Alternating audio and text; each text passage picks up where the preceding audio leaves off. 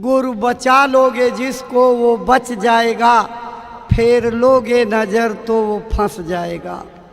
भाई बहनों, इस संसार में मानव जीवन केवल परमात्मा की भक्ति और जीते जी उसको प्राप्त करने के लिए दिया जाता, और इसी का वादा आप गर्भ में करके आए।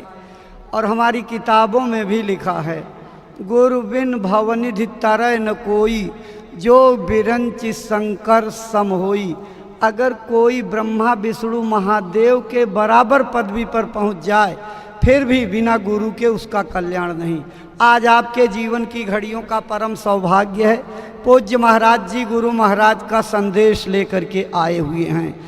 वह क्या संदेश लेकर के आए हैं, उनके लिए आपके कल्याण की क्या भावना है, उसी को याद कराती हुई ये चेतावनी सुनाई जा रही है। आप इसको सुनिए, दोहराइए, चिंतन मनन करिए।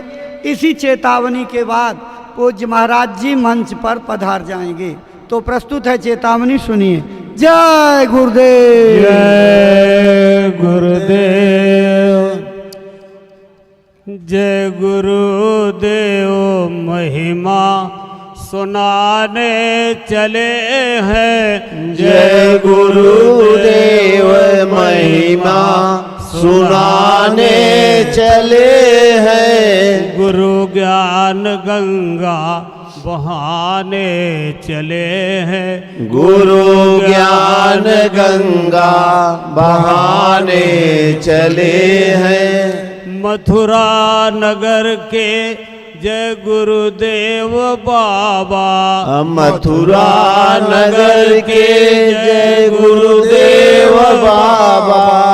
बताया मनुज तन कुदरती है काबा। बताया मनुष्य तन कुदरती है काबा। गुरु जी के वारिस जगाने चले हैं। गुरु जी के वारिस जगाने चले हैं। गुरु ज्ञान गंगा बहाने चले हैं। गुरु ज्ञान गंगा बहाने चले हैं। मना कर रहे मांस मदिरा को त्यागो। मना कर रहे मांस मदिरा पे काबू। जले जल जले की तरफ अब न भागो। जले जल जले की तरफ अब न भागो। कहर के जहर से बचाने चले हैं। कहर के जहर से बचाने चले हैं। गुरु ज्ञान गंगा बहाने चले हैं। गुरु ज्ञान गंगा बहाने चले हैं। चरित को उठाओ यही असली पूंजी। चरित्र को उठाओ यही असली पूंजी। मसीहा की आवाज दुनिया में गूंजी। मसीहा की आवाज दुनिया में गूंजी। भजन भेद भक्ति बताने चले हैं। भजन भेद भक्ति बताने चले हैं। जय गुरुदेव महिमा सुनाने चले हैं। जय गुरुदेव महिमा सुनाने चले हैं। जिधर जा रहे हो तबाही का मंजर। जिधर जा रहे हो तबाही का मंजर। पुकारो प्रभु को छिपा सबके अंदर। पुकारो प्रभु को छिपा सबके अंदर। भरम भूल भव की मिटाने चले हैं। भरम भूल भव की मिटाने चले हैं। गुरु ज्ञान गंगा बहाने चले हैं। गुरु ज्ञान गंगा बहाने चले हैं। जिसे पालता यह किराए का घर है, जिसे पालता है किराए का घर है। कहाँ छूट जाए नहीं कुछ खबर है, कहाँ छूट जाए नहीं कुछ खबर है। हकीकत की बस्ती दिखाने चले हैं। हकीकत की बस्ती दिखाने चले हैं। गुरु ज्ञान गंगा बहाने चले हैं। गुरु ज्ञान गंगा बहाने चले हैं। बुलाते गुरु जी सत्संग में आओ, बुलाते गुरु जी सत्संग में आओ। गुरु ज्ञान गंगा में गोता लगाओ, गुरु ज्ञान गंगा में गोता लगाओ। अमर दीप घट का जलाने चले हैं। अमर दीप घट का जलाने चले हैं। गुरु ज्ञान गंगा बहाने चले हैं। गुरु ज्ञान गंगा बहाने चले हैं। नशा नाम का खुद चढ़ा करके देखो, नशा नाम का खुद चढ़ा करके देखो। तो जो इधर की भुला करके देखो, तो इधर की भुला करके देखो।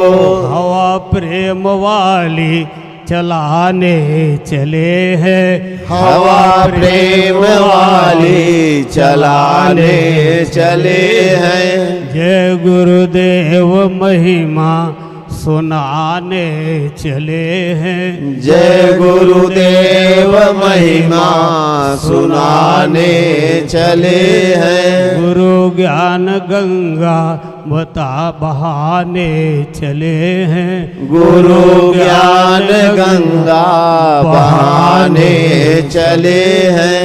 जय गुरुदेव।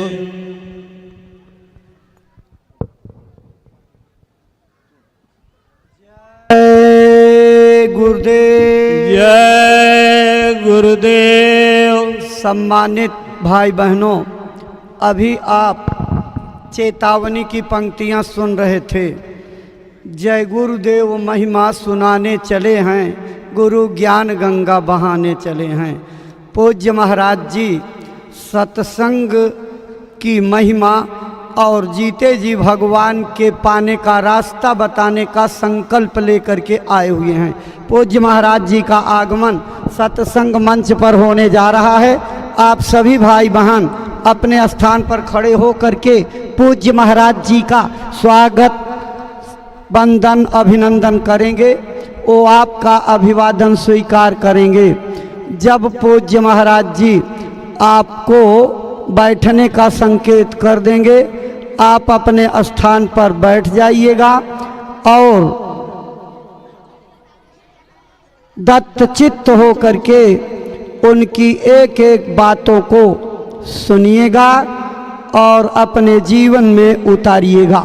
ये 108 दिनों की शाकाहार सदाचार मद्य निषेध आध्यात्मिक वैचारिक जनजागरण यात्रा का कार्यक्रम है। आज इस यात्रा का 54वां दिन है। प्रेमी भाई बहनों, गुरु महाराज का पावन संदेश लेकर के इसी तरह से उमड़े हुए जन समुदाय को अपना संदेश गुरु महाराज के बताते हुए निरंतर आगे बढ़ रहे हैं। आज आपके जीवन की घड़ियों का सौभाग्य है जो ये अवसर मिला है। आप महाराज जी के मंच पर पधारने पर स्वागत सम्मान अभिवादन करेंगे, वो आपका अभिवादन स्वीकार करेंगे। जय गुरुदेव। अपने गुरु महाराज के पावन चरण कमलों में श्रद्धा से आदर पूर्वक प्रार्थना करते हुए और चरणों में मस्था टेक करके दया कृपा संभाल की प्रार्थना करते पूज्य महाराज जी।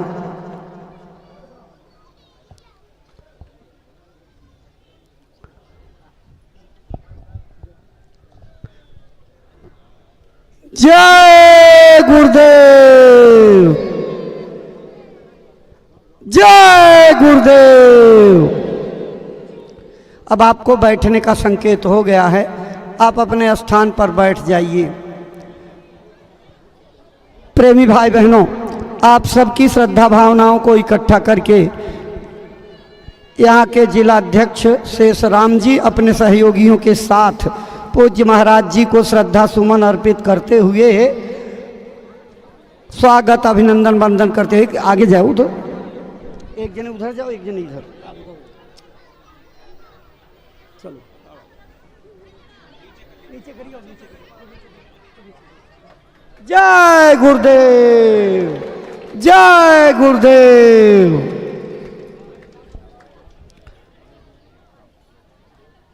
चलो चलो प्रेमी भाई बहनों, स्वागत की इसी श्रृंखला के बाद अब पूज्य महाराज जी के पावन चरण कमलों में आदर पूर्वक प्रार्थना करते हैं कि जो गुरु महाराज का संदेश लेकर के आए हुए हैं अपनी अमर वाणी से प्रेमी भाई बहनों को सुनाने समझाने की कृपा करें, ताकि आपकी अमर वाणी से प्रेरणा प्राप्त करके भाई बहन अपने जीवन की अनमोल सांसों का उपयोग करते हुए अपना मानव तन सफल सार्थक एवं कामयाब बना सकें। परम श्रद्धेय पूज्य महाराज जी। आप सभी लोग प्रेम के साथ में मालिक के पावन नाम का उच्चारण करेंगे। बोलो जय गुरुदेव, जय गुरुदेव, जय गुरुदेव, जय गुरुदेव, जय गुरुदेव, जय गुरुदेव।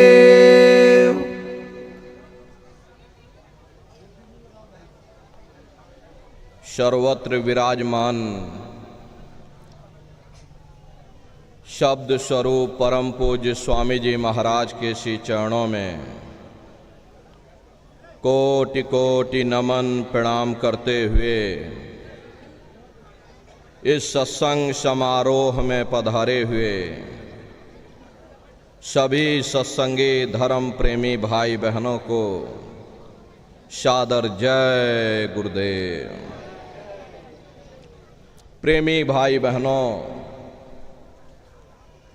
हम आप परम सौभाग्यशाली हैं कि ऐसे कलिकाल में हम लोगों को ये मानव तन, ये मनुष्य शरीर प्राप्त हुआ है। उससे भी परम सौभाग्य की बात है कि इस मनुष्य रूपी मंदिर में बैठ करके हम लोगों को सत्संग सुनने का ये अवसर मिल रहा। सत्संग जल जो कोई पावे, मैलाई सब कट कट जावे। ये सत्संग है, ये कोई किस्से और कहानियां नहीं, नाच गाना ढोल और मजीरा नहीं। ये महात्माओं की अजर अमर वाणियां हैं। यदि आपने ध्यान से सुन लिया तो निश्चय ही आपको अपने मानव जीवन के उद्देश्यों के बारे में पता चलेगा कि आखिर ये मनुष्य शरीर हमको क्यों मिला है, क्या इसका उद्देश्य है, मरने के बाद हम लोग कहाँ जाएंगे, हमारे रिश्ते नातेदार, हमारे कुटुंब परिवार वाले कहाँ जाएंगे, कैसे हमारी जीवात्मा का कल्याण होगा। इन सभी प्रश्नों की जानकारी आपको सत्संग के माध्यम से प्राप्त होंगी। इसलिए प्रेमी भाई बहनों, जो भी वचन वाणी आपको सुनाई जाए, उन वचनों को बड़े ध्यान के साथ सुनिएगा। महात्माओं के सत्संग में कभी किसी जात और बिरादरी, किसी कौम या मजहब या किसी भी व्यक्ति की कभी कोई निंदा, चुगली, आलोचना या किसी की यहाँ बुराई नहीं की जाती। सत्संग कैसे जानिए, जित एक नाम वखान। सत्संग वह जगह है जहाँ केवल शब्द या नाम का प्रचार किया जाता, मालिक से मिलने का प्रेम और प्यार पैदा किया जाता। हम आप परम सौभाग्यशाली हैं, ये अवसर हम लोगों को मिला हुआ है।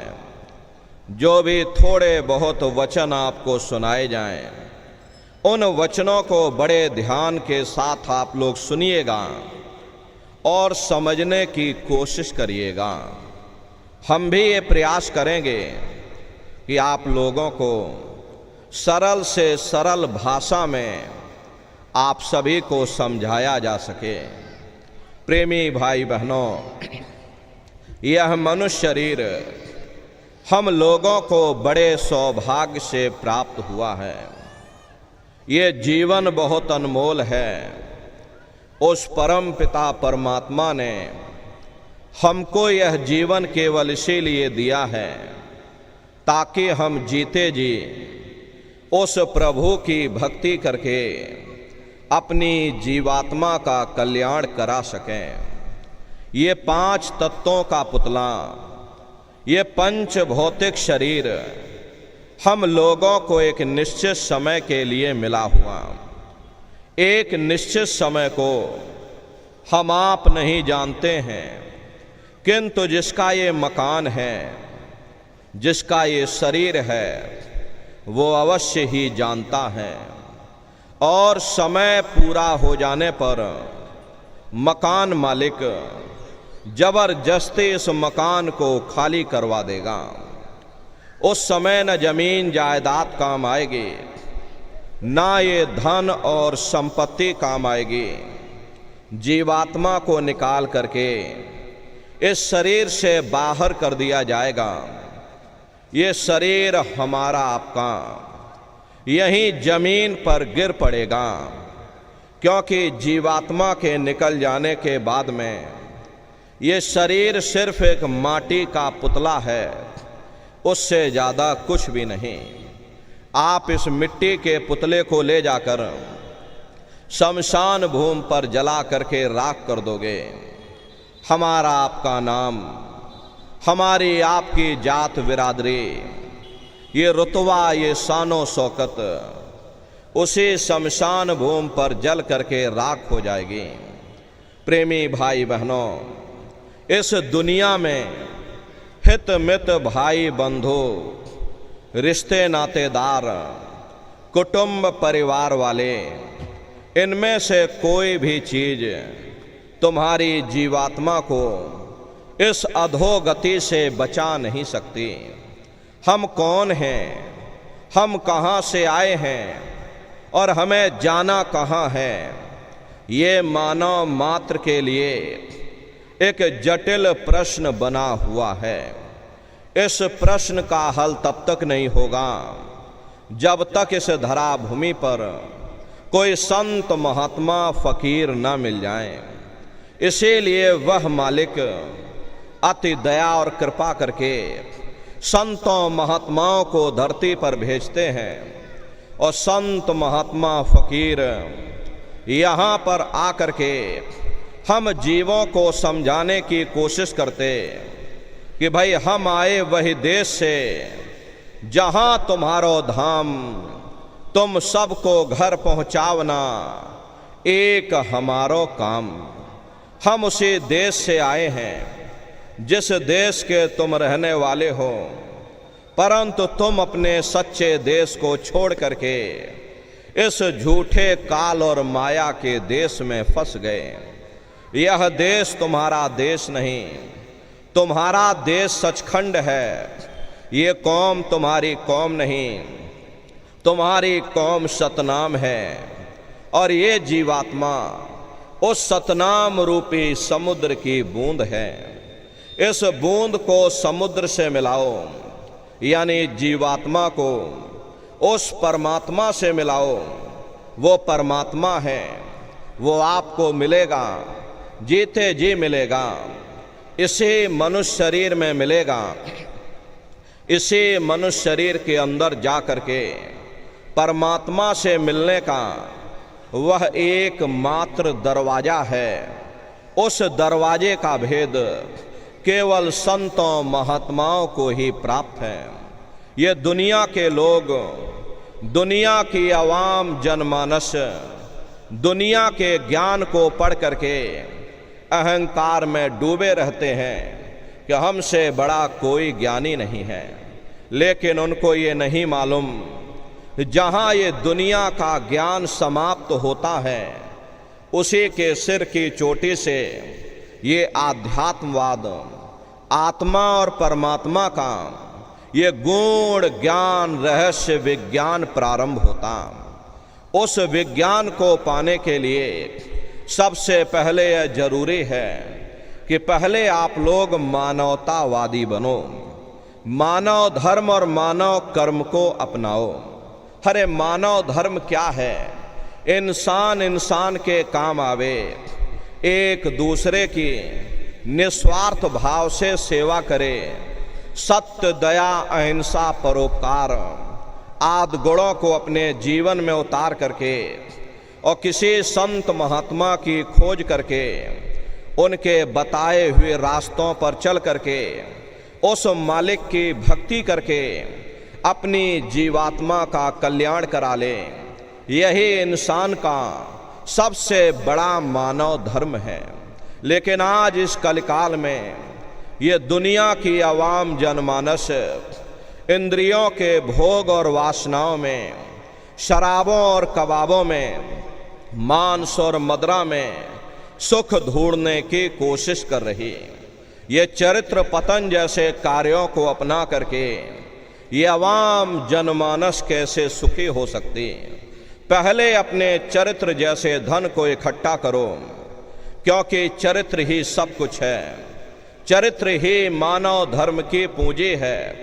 ये दुनिया भर के रगड़े झगड़े, पिता पुत्र में लड़ाई, आदमी औरत में लड़ाई, घर परिवार में लड़ाई, समाज में लड़ाई, जातियों में लड़ाई, मुल्क में लड़ाई, हरे न नारियों, ये इंसानों का काम नहीं है, ये हैवानों का काम है। इसलिए पहले आप इंसान बनो, चरित्रवान बनो, महात्माओं के समीप आओ। वे जो दया का प्रसाद दें उसे खुशी खुशी ले करके अपने निज घर को जाओ, जहाँ न फिर जन्मना है और ना ही फिर मरना है।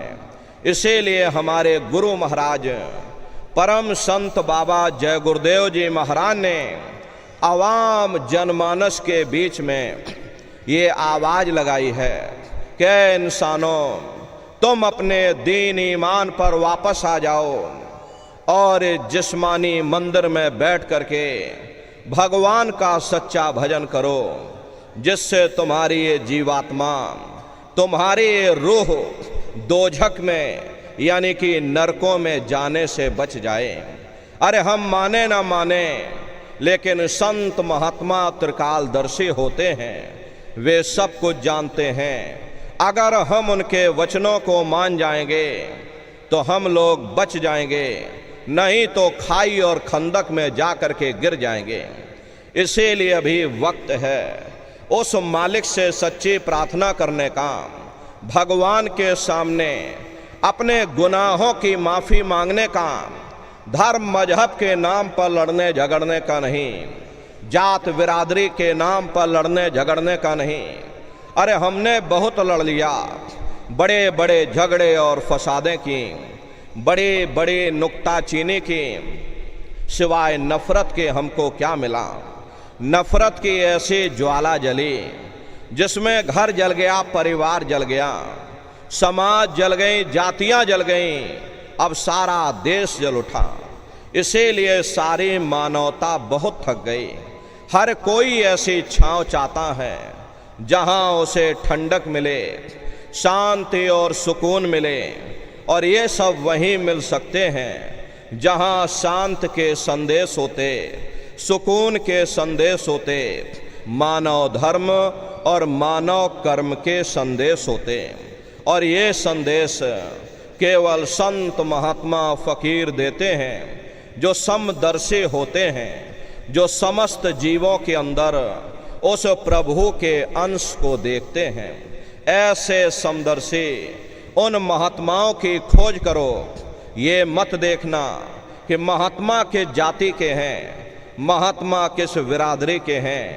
हरे जातियां कर्म के अनुसार बनाई गई, जन्म के अनुसार नहीं।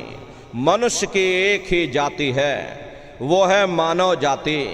और इसी मानव जामे में बैठ करके हमें उस मालिक की भक्ति करनी है। प्रेमी भाई बहनों, सुपच जाति के भंगी थे। रैदास जी महाराज जाति के हरिजन थे और मीराबाई जाति की छत्राणी थी। अगर वे सब उस मालिक को प्राप्त कर सकते हैं तो आप भी उस मालिक को प्राप्त कर सकते हो। लेकिन बगैर महात्माओं के, बगैर मुर्शिद के कोई भी जीव इस संसार समुद्र से ना कोई पार हुआ और ना ही कोई हो सकता। ये समुद्र ऐसा है जिसके ना इस किनारे का पता, ना उस किनारे का पता, हर कोई नहीं जान सकता। ये दुनिया कब बनी, कितनी बार प्रलय और महाप्रलय हो गई, लेकिन इतना जरूर मालूम है कि जिस दिन से दुनिया बनी है हम लोग यहीं पर भटका खा रहे। अगर इधर से हवा चली, नैया हमारी उधर चली गई, और अगर उधर से हवा चल गई तो हमारी नैया डगमगाते हुए इधर चली गई। न जाने कितने युग और कल्प बीत गए, लेकिन हमारे जीवन की नैया आज तक इस भव सागर से किनारे नहीं लगी। इसलिए नर नारियों, सौभाग्य से वक्त का इतना बड़ा वरदान आपको मिला, ये मानव तन आपको मिल गया। न जाने किस महात्मा की दया हो गई, न जाने कौन से जन्म जन्मांतरों के शुभ पुण्य कर्मोदय हो गए, जो आपको ये मनुष्य शरीर मिल गया। हरे अब की बार ये मौका मिल गया, मिले नर देह तुमको, और बनाओ काज कुछ अपना, और पचो मत या इस जग में, जानियो रैन का सपना। प्रेमी भाई बहनों, जैसे रात में हम लोग स्वप्न देखते हैं, हालांकि उस समय पर हमें स्वप्न सच मालूम पड़ता है, असली प्रतीत मालूम होता है। लेकिन जब हम लोग सुबह उठते हैं, जब हमारी आंखें खुलती हैं, तब हमें होश आता है, नहीं भाई हम तो स्वप्न देख रहे थे, ये सब भ्रम है। ठीक उसी प्रकार से ये दुनिया भी 10, 20, 100 साल का स्वप्न है। अब आप कहोगे हम जाग रहे, परंतु प्रेमी भाई बहनों, ऐसा हरगिज नहीं है। जिस दिन मौत का वक्त आएगा, अरे हम लोग रोएंगे, हाय हाय करके चिल्लाएंगे कि हाय हमने सारी जिंदगी यूं ही स्वप्न में गुजार दी, जागने का समय तो अभी आया था, जो कुछ करना था अभी करना था। लेकिन प्रेमी भाई बहनों, अब पछताए होत क्या जब चिड़िया चुग गई खेत। महात्मा प्रेम से जीवों को समझाते हैं कि भाई देह और गृह सब झूठा, भरम में काहे को खपना। ये घर बार हमारा अपना नहीं, ये पराया देश है, ये सराय खाना है, ये मुसाफिर खाना है। अरे शरीर भी तुम्हारा अपना नहीं है, ये भी काल का पिंजरा है, किराए का मकान है, पराया मकान है। किसी को 40-50 साल के लिए मिला तो किसी को 80-90-100 साल के लिए मिल गया। जितने जितने श्वास उस मालिक ने बख्शे हैं, उसे भुगतने के बाद में हमें शरीर को यहीं छोड़ जाना। श्वास दुधारा नित ही जारी, एक दिन खाली चाम, प्रेमी भाई बहनों, एक तालाब पानी से चाहे कितना भी क्यों ना भरा हो, आप एक छोटी सी नाली काट कर खोल दीजिए, तालाब में छोटा सा छेद कर दीजिए, तो सारा पानी ही तालाब से बाहर निकल जाएगा। ठीक उसी प्रकार से तुम्हारा ये शरीर भी श्वासों का भंडार है, और जब तक श्वासों का भंडार जारी है तब तक हम दुनिया के काम काज में फंसे हुए, दुनिया के कारोबार में हम आप उलझे हुए। लेकिन जिस वक्त ये श्वासों का भंडार खाली होगा, अरे टेलीफोन खड़क जाएंगे, तार पहुंच जाएंगे, संदेश पहुंच जाएंगे, सब रिश्ते नातेदार, सब कुटुंब परिवार वाले, सब अड़ोस पड़ोस वाले मिनटों सेकंडों में इकट्ठा हो जाएंगे। प्रेमी भाई बहनों, जिस शरीर से तुम इतना प्रेम किया करते थे, साबुन से मल मल करके नहाते थे, उसे कोई एक रात भी घर में रखने को तैयार नहीं होता। कंधों पर लटका करके शमशान भूमि पर छोड़ करके आ जाते। हिंदू लोग तिनका तोड़ाते, जैसे तिनका टूट गया तेरा मेरा रिश्ता नाता टूट गया। मुसलमान सिख या ईसाई लोग खाक की मिट्टी कब्र में डाल देते कि जो मेरे लिए खाक की मिट्टी है वह मेरे लिए तू है। हरे मामूली कष्ट नहीं होता, मौत के समय में घन घोर पीड़ा होती है। जन्मत मरत दुसह दुख हुई। सहजो बाई ने बयान किया है कि सहजो मौतें आइयां और अंग अंग दिया तोड़, और हिया जरे छाती फटे, उठे पीर घन घोर। गुरु महाराज सत्संग में फरमाते थे कि जैसे 1,00,000 बिच्छू एक साथ मिल करके हमारे शरीर पर डंक मारे, उससे भी लाखों करोड़ों गुना ज़्यादा मौत के समय में दर्द होता है। जब मृत्यु आती है तो किस तरह से प्राण निकलते हैं, प्राणों के निकलने की क्या प्रक्रिया होती है, पहले उसे आप अच्छी तरह से समझ लीजिए। सिमटत भास श्वास उठ जावे, और प्राण पति जब सिमट समावे, उस समय हमारी ये श्वासें रुक जाती, शरीर की चेतना पीछे सिमटने लगती है। तो सबसे पहले गुदा चक्र टूटता है, क्योंकि गुदा चक्र में पृथ्वी का वास होता है। गुदा चक्र टूट करके ऊपर इंद्रिय चक्र में समा जाता, इंद्रिय चक्र में जल का वास होता, यानी जल ने पृथ्वी को घोल दिया। फिर जब इंद्रिय चक्र टूटेगा तो ऊपर नाभि चक्र में समा जाएगा। ये नाभि चक्र में अग्नि का वास होता, यानी अग्नि ने फिर जल को सुखा दिया। ये नीचे से सिमटाव होता है, नीचे से ऊपर की ओर सिमटाव होता, पैरों के तलवे से लेकर के ये सिर की चोटी तक सिमटाव होता। फिर जब ये नाभि चक्र टूटेगा तो ऊपर हृदय चक्र में समा जाएगा। हृदय चक्र में वायु का वास होता, यानी वायु ने अग्नि को अपने में समाहित कर लिया, और इस तरह से वायु ऊपर आकाश में उड़ गई। ये आँखों की पुतलियाँ ऊपर पलट जाती हैं, मुँह खुला का खुला रह जाता। हरे महात्मा कहते हैं कि भाई जब यह कर्म कला उपजावे और बुद्धि सुरत की आन दबावे, जब यह जीवात्मा पांचों तत्वों को लांग करके जल पृथ्वी अग्नि वायु आकाश पांचों तत्वों को लांग करके ऊपर आती है, तो काल दाढ़ में आन दवानी, जब ढर के नैनन से पानी, जब काल अपनी दाढ़ में दबाता है उस समय नेत्रों से पानी निकलता, इंद्रियां टूट टूट करके चकनाचूर हो जाती, सब रिश्ते नातेदार खड़े रह जाएंगे, कुटुंब परिवार वाले सब देखते रह जाएंगे, डॉक्टर वैद्य और हकीम सब आपको घेरे रह जाएंगे, लेकिन उस समय आपको कोई बचा नहीं पाएगा।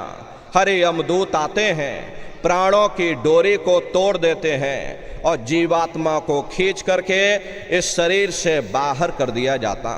जैसे ही जीवात्मा शरीर से अलग हुई, ये शरीर हमारा मिट्टी हो जाता। अरे इस मिट्टी को ले जा करके शमशान भूमि पर जला करके राख कर देते। हाड़ जले जैसे लाकड़ी, केस जले जैसे घास, और कंचन जैसी काया ढह गई, कोई ना आवे पास। ये कहानी हमारी आपकी यहीं समाप्त हो गई। ये जात बिरादरी के रगड़े और झगड़े, ये नाम, ये रुतवा, ये शानो शौकत, ये पद और प्रतिष्ठा उसे शमशान भूमि पर जल करके खाक हो गई। ये कहानी तो समाप्त हो गई, लेकिन उधर देखो क्या होता। तुम्हारी जीवात्मा को ले जा करके ऊपर धर्मराज की कचहरी में पेश कर दिया जाएगा। वहां पलक झपकते ही तुम्हारे अच्छे और बुरे कर्मों का हिसाब किताब हो जाएगा। धर्मराज तुमको सजा सुना देंगे, ले जाओ इनको फलाने नरक में डाल दो, क्योंकि मैंने इनको मौका दिया था। जब ये माँ के घर में उल्टे लटके हुए थे, सिर इनका जब नीचे था और पैर जब इनके ऊपर थे, माँ के घर में जब ये उल्टे लटके हुए थे, उस समय इन्होंने मुझसे प्रार्थना की थी कि हे मालिक, अब प्रभु कृपा कर हुए भांति और सब तज भजन करह दिन राति। कि हे परमात्मा, इस बार हमको मौका दे दो, इस बार हमको मनुष्य शरीर दे दो, हम भजन करेंगे, भक्ति करेंगे, हम अपनी जीवात्मा का कल्याण करेंगे। तो मैंने इनकी प्रार्थना को स्वीकार कर लिया और इनको मैंने सुंदर सा ये मनुष्य शरीर दे दिया और कह करके मैंने भेजा था कि भाई ये मनुष्य शरीर ये किराए का मकान है, ये तुम्हारा अपना नहीं है। अगर ये तुम्हारा अपना होता तो हमेशा तुम्हारे पास रहता। ये तुम्हारा अपना नहीं, ये मैंने तुमको कुछ समय के लिए किराए का मकान दिया है। हाँ, तुम अपनी जीवात्मा को मेरे किराए के मकान में बैठा करके और मालिक की भक्ति करके अपनी जीवात्मा को जगा लेना, अपनी जीवात्मा का कल्याण करा लेना। मैंने कुछ समय के लिए तुम सबको ये किराए का मकान दिया है और जब समय पूरा होगा तो मैं अपने सिपाहियों को भेजूंगा और उस समय पर तुम मेरे किराए के मकान को खाली कर देना। लेकिन इतना ध्यान रखना कि जैसा साफ सुथरा मैंने तुमको ये किराए का मकान दिया है, वैसा ही साफ सुथरा तुम मुझको वापस लौटाना। लेकिन इस किराए के मकान में बैठ करके इन्होंने बुरे खोटे पाप कर्म कर डाले।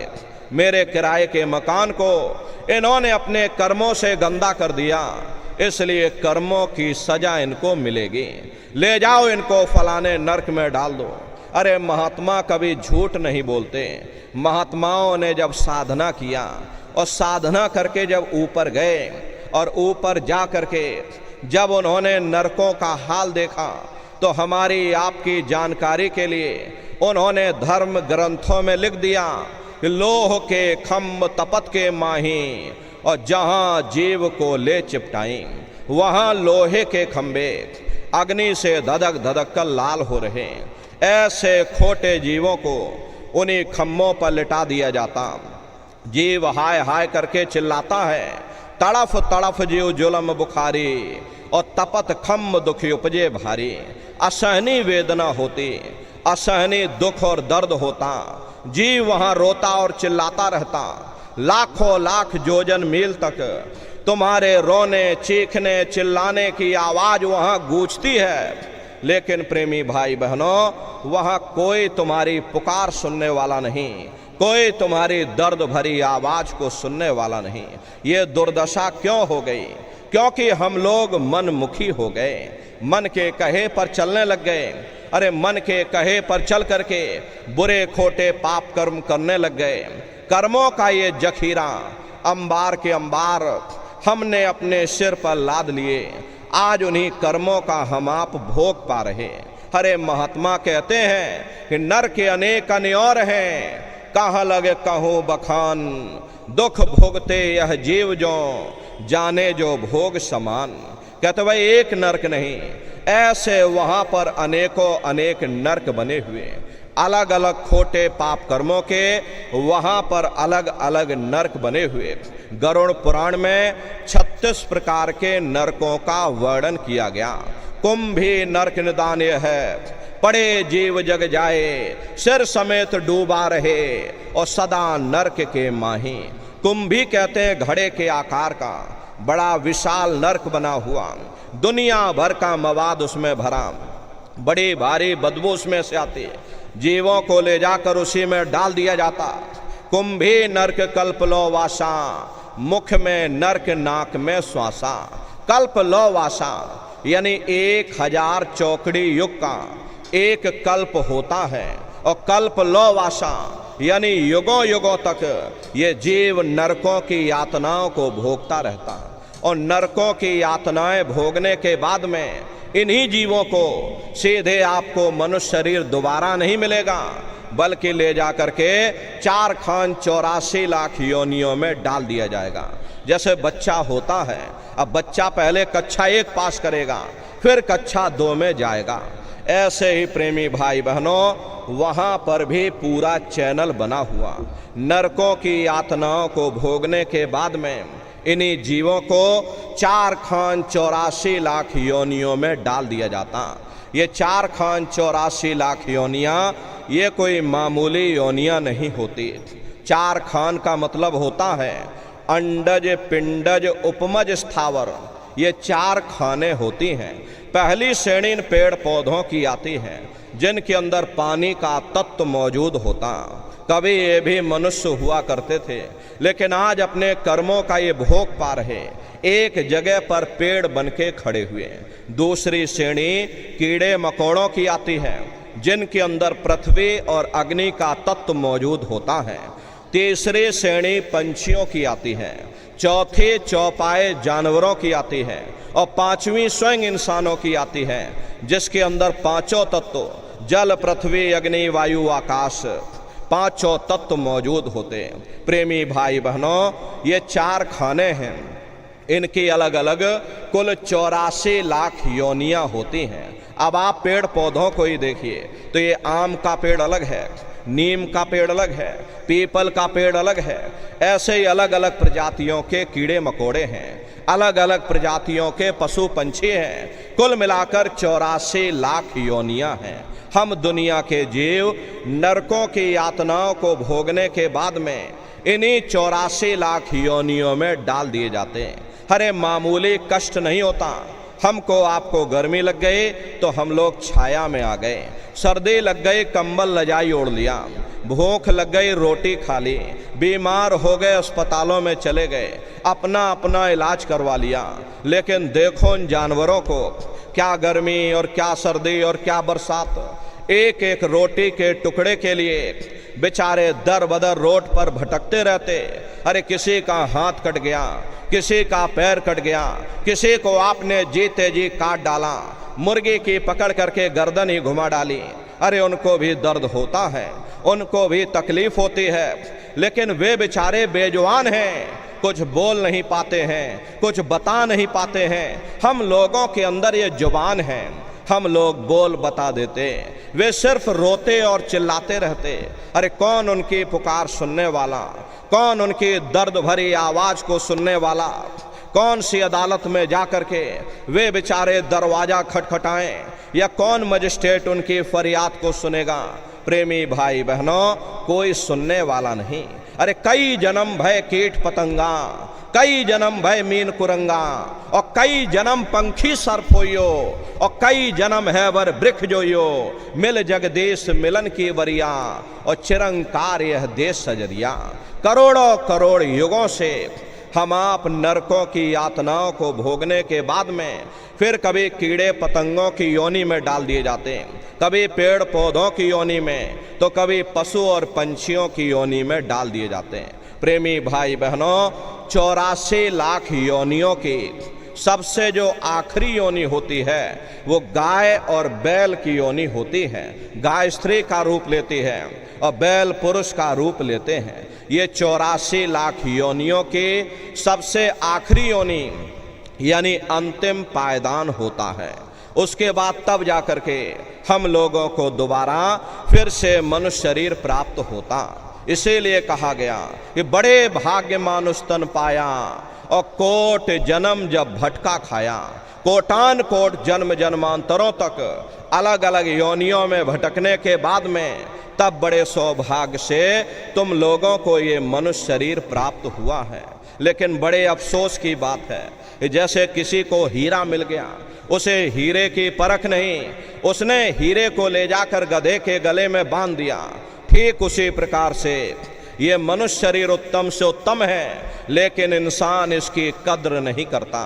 खाने पीने ऐसो इशरत में अपने कीमती समय को और श्वासों की पूंजी को बर्बाद कर देता।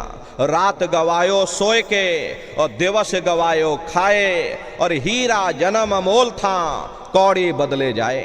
भगवान राम ने कहा कि बड़े भाग्यमान उस तन पाया, सुर दुर्लभ सद ग्रंथ ही गाया।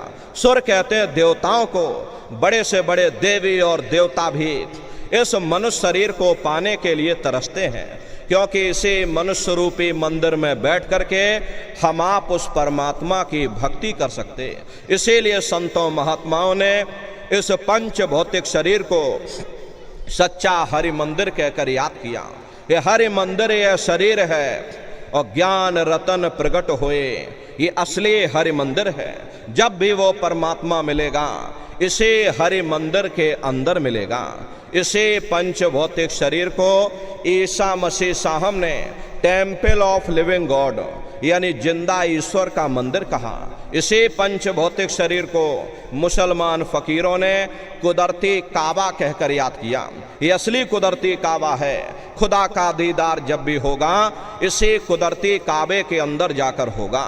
इसी पंच भौतिक शरीर को गुरु नानक साहब ने नर नारायणी देह कहकर याद किया। ये वो देह है जिसमें नारायण स्वयं विराजमान है। वो नारायण जब भी मिलेंगे तुम्हें तुम्हारे अंदर मिलेंगे। यही कबीर साहब ने लिखा कि जो तिल माही तेल है, जो चकमक में आग, तेरा साईं तुझ में और जाग सके तो जाग। जैसे तिल में तेल होता है, पत्थर में अग्नि होती है, ठीक उसी तरह से वो मालिक हरेक के घट घट में, हरेक के वजूद के अंदर बैठा हुआ। यही महात्माओं ने लिखा कि कस्तूरी कुंडल बसे और मृग धूड़े बन माही, ऐसे घट घट राम है दुनिया देखे नाही। जैसे हिरन कस्तूरी की खुशबू को बाहर जंगलों में ढूंढता फिरता, हालांकि वो खुशबू उसके नाभि से हो करके आती है, वही हाल हम जीवों का है। हम दुनिया के जीव भी उस परमात्मा की खोज बाहर इस जड़ संसार में कर रहे, लेकिन महात्मा कहते हैं कि भाई मोको कहाँ ढूंढे रे बंदे, मैं तो तेरे पास में, और ना तीरथ में ना मूरत में, मैं तो हूँ विश्वास में। ना मैं तीरथ में मिलूंगा, ना मैं मूरत में मिलूंगा, ना मैं अन्य किसी कर्म कांड में मिलूंगा, ना मैं ग्रंथों में मिलूंगा, ना मैं पोथियों में मिलूंगा, ना ही मैं इन किताबों में मिलूंगा। चाहे सारी उम्र बैठ करके तुम किताबें पढ़ते रहो, चौपाइयों को रात दिन रटते रहो, अरे मैं जब भी मिलूंगा तो मैं तुम्हारे अंदर मिलूंगा। प्रेमी भाई बहनों, बड़ी सीधी सी बात है। ये अगर खाना बनाने की किताब सारी उम्र बैठ करके तुम पढ़ते ही रहोगे कि भाई खाना ऐसे बनता है और खाना वैसे बनता है और खाने में नमक डाला जाता है, खाने में तेल डाला जाता है, तो कभी तुम्हारा पेट नहीं भर सकता। जब तक आप खाना बनाओगे नहीं, उसे स्वयं खाओगे नहीं, कभी तुम्हारा पेट नहीं भर सकता। हम वेदों की निंदा नहीं करते, हम ग्रंथों की निंदा नहीं करते, हम गीता कुरान और बाइबल की निंदा नहीं करते। अरे वेद शास्त्र गीता कुरान और बाइबल कहती है कि भाई मनुष्य के अंदर अंड खंड ब्रह्मांड है, स्वयं वो परमात्मा तुम्हारे अंदर बैठा है। चलो अंदर चलो, अंदर चल करके उस परमात्मा का दर्शन दीदार करो। अब सवाल ये उठता है, भाई आखिर हम अपने अंदर जा करके उस परमात्मा का दर्शन कैसे करेंगे? तो इसके लिए संतों महात्माओं ने 3 साधन बताए। साधन 3 सारे वर्णे और साधन सब थोथे मान। इस कलयुग में उस मालिक को प्राप्त करने के लिए महात्माओं ने केवल 3 पूजाएं बताई। पहला है सुमरन, दूसरा है ध्यान और तीसरा है भजन। सुमरन कहते हैं मालिक को याद करना, ध्यान कहते हैं अपनी दिव्य दृष्टि को खोलना, और भजन कहते हैं कान में उंगली डाल करके उस शब्द को सुनना, उस नाम को सुनना, उस देववाणी आकाशवाणी को सुनना जो 24 घंटे तुम्हारे अंदर गूंज रही है। प्रेमी भाई बहनों, ये सुरत शब्द नाम योग की साधना है। जितने भी महात्मा धरती पर आए उस मालिक को पाया तो सुरत शब्द नाम योग की साधना करके ही पाया। सबसे पहले कबीर साहब आए, कबीर साहब ने सुरत शब्द नाम योग की साधना जारी की। उसके बाद गुरु नानक साहब आए, गुरु नानक साहब ने भी सुरत शब्द नाम योग की साधना जारी की। उसके बाद और भी महात्मा आए, कबीर, नानक, दादू दरिया, भीखा, रविदास, पलटू, जगजीवन। चित्रकूट में आप चले जाइए, गोस्वामी जी महाराज जिन्होंने रामचरित्र मानस बनाई है, जिसका पाठ सारा संसार कर रहा, उन्होंने भी उस मालिक को पाया। तो सुरत शब्द नाम योग की साधना करके ही पाया। राजस्थान की धरती पर देखो मीराबाई हुई, सहजोबाई हुई, उन्होंने भी उस मालिक को पाया। तो सुरत शब्द नाम योग की साधना करके ही पाया। प्रेमी भाई बहनों, ये सुरत शब्द नाम योग की साधना है। इस साधना की 3 क्रियाएं हैं। पहला सुमरन, दूसरा ध्यान और तीसरा है भजन।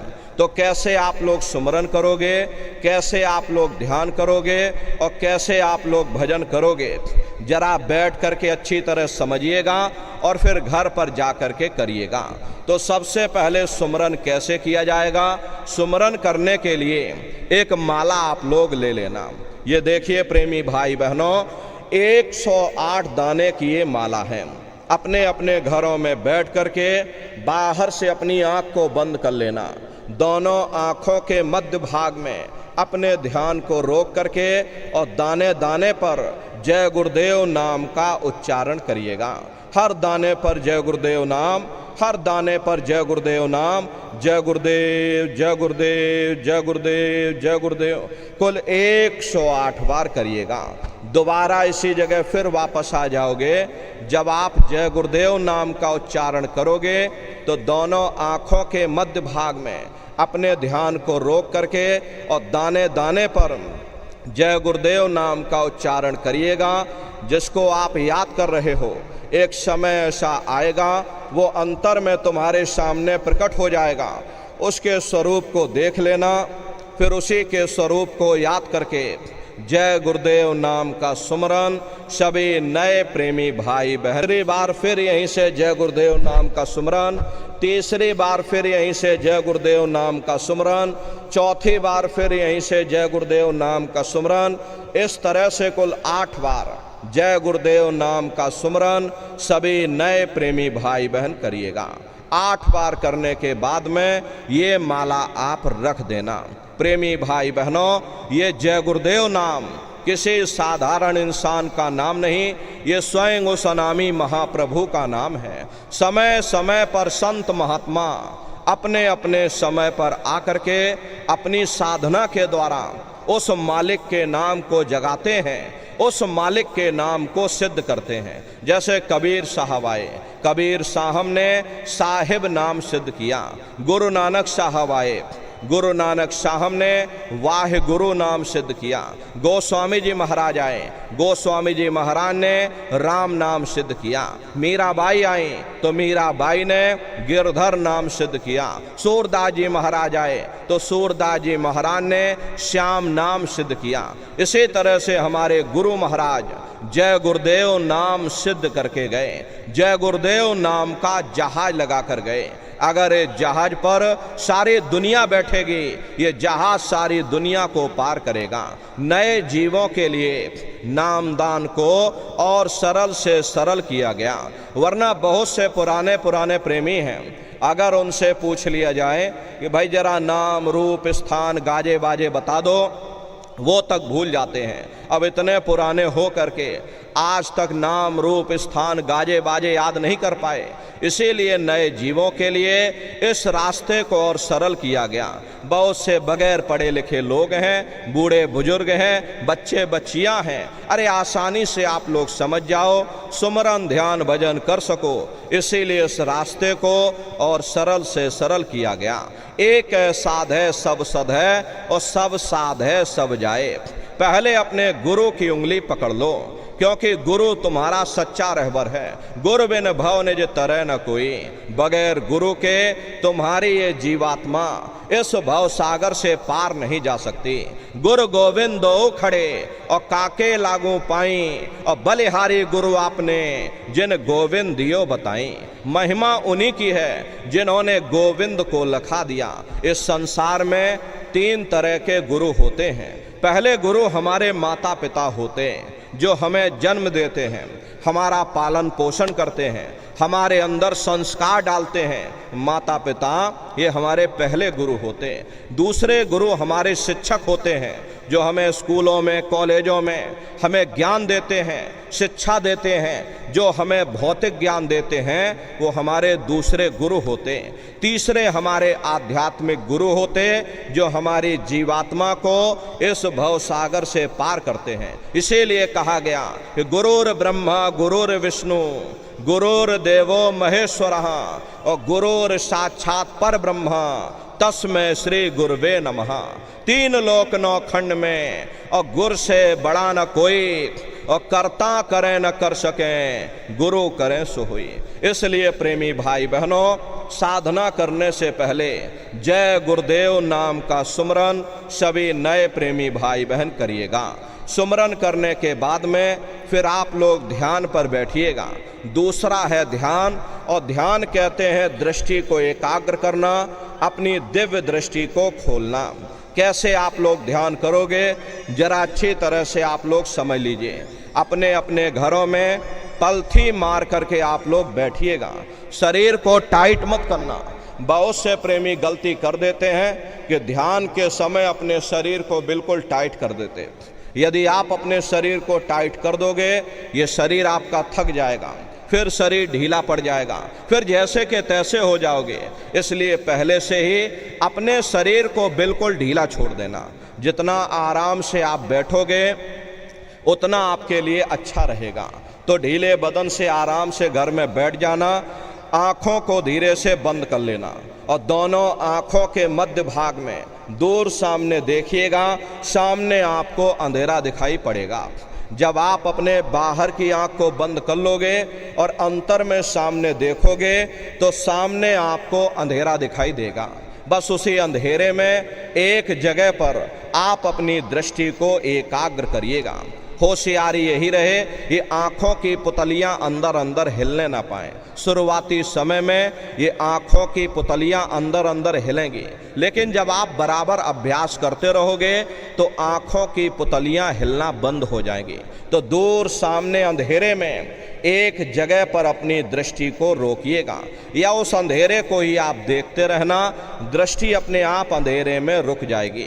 उस समय किसी के बारे में सोचना नहीं, किसी के बारे में विचार मत करिएगा। शरीर को बिल्कुल हिलाना डुलाना नहीं, शून्य हो करके बस सामने उस अंधेरे को लगातार देखते रहना। देखते देखते देखते देखते एक समय ऐसा आएगा कि आपकी ये दृष्टि उस अंधेरे में रुक जाएगी, और जैसे ही आपकी दृष्टि अंधेरे में रुकेगी तो सुई की नोक के बराबर काले में भी काला बिंदु, बड़ा चमकीला बिंदु होगा। तारे की तरह चम चम चम चम चमकेगा। वो चमकता हुआ तारे जैसा बिंदु आपको सामने अंधेरे में दिखाई पड़ जाएगा। लेकिन वो बिंदु जब दिखाई पड़ेगा जब आपकी दृष्टि उस अंधेरे में रुक जाएगी। जैसे ही आपकी दृष्टि अंधेरे में रुकेगी, वो चमकता हुआ तारे जैसा बिंदु आपको सामने दिखाई पड़ जाएगा। और जब वो बिंदु सामने दिखाई पड़ जाए तब आप अपनी दृष्टि को उस बिंदु पर एकाग्र कर देना।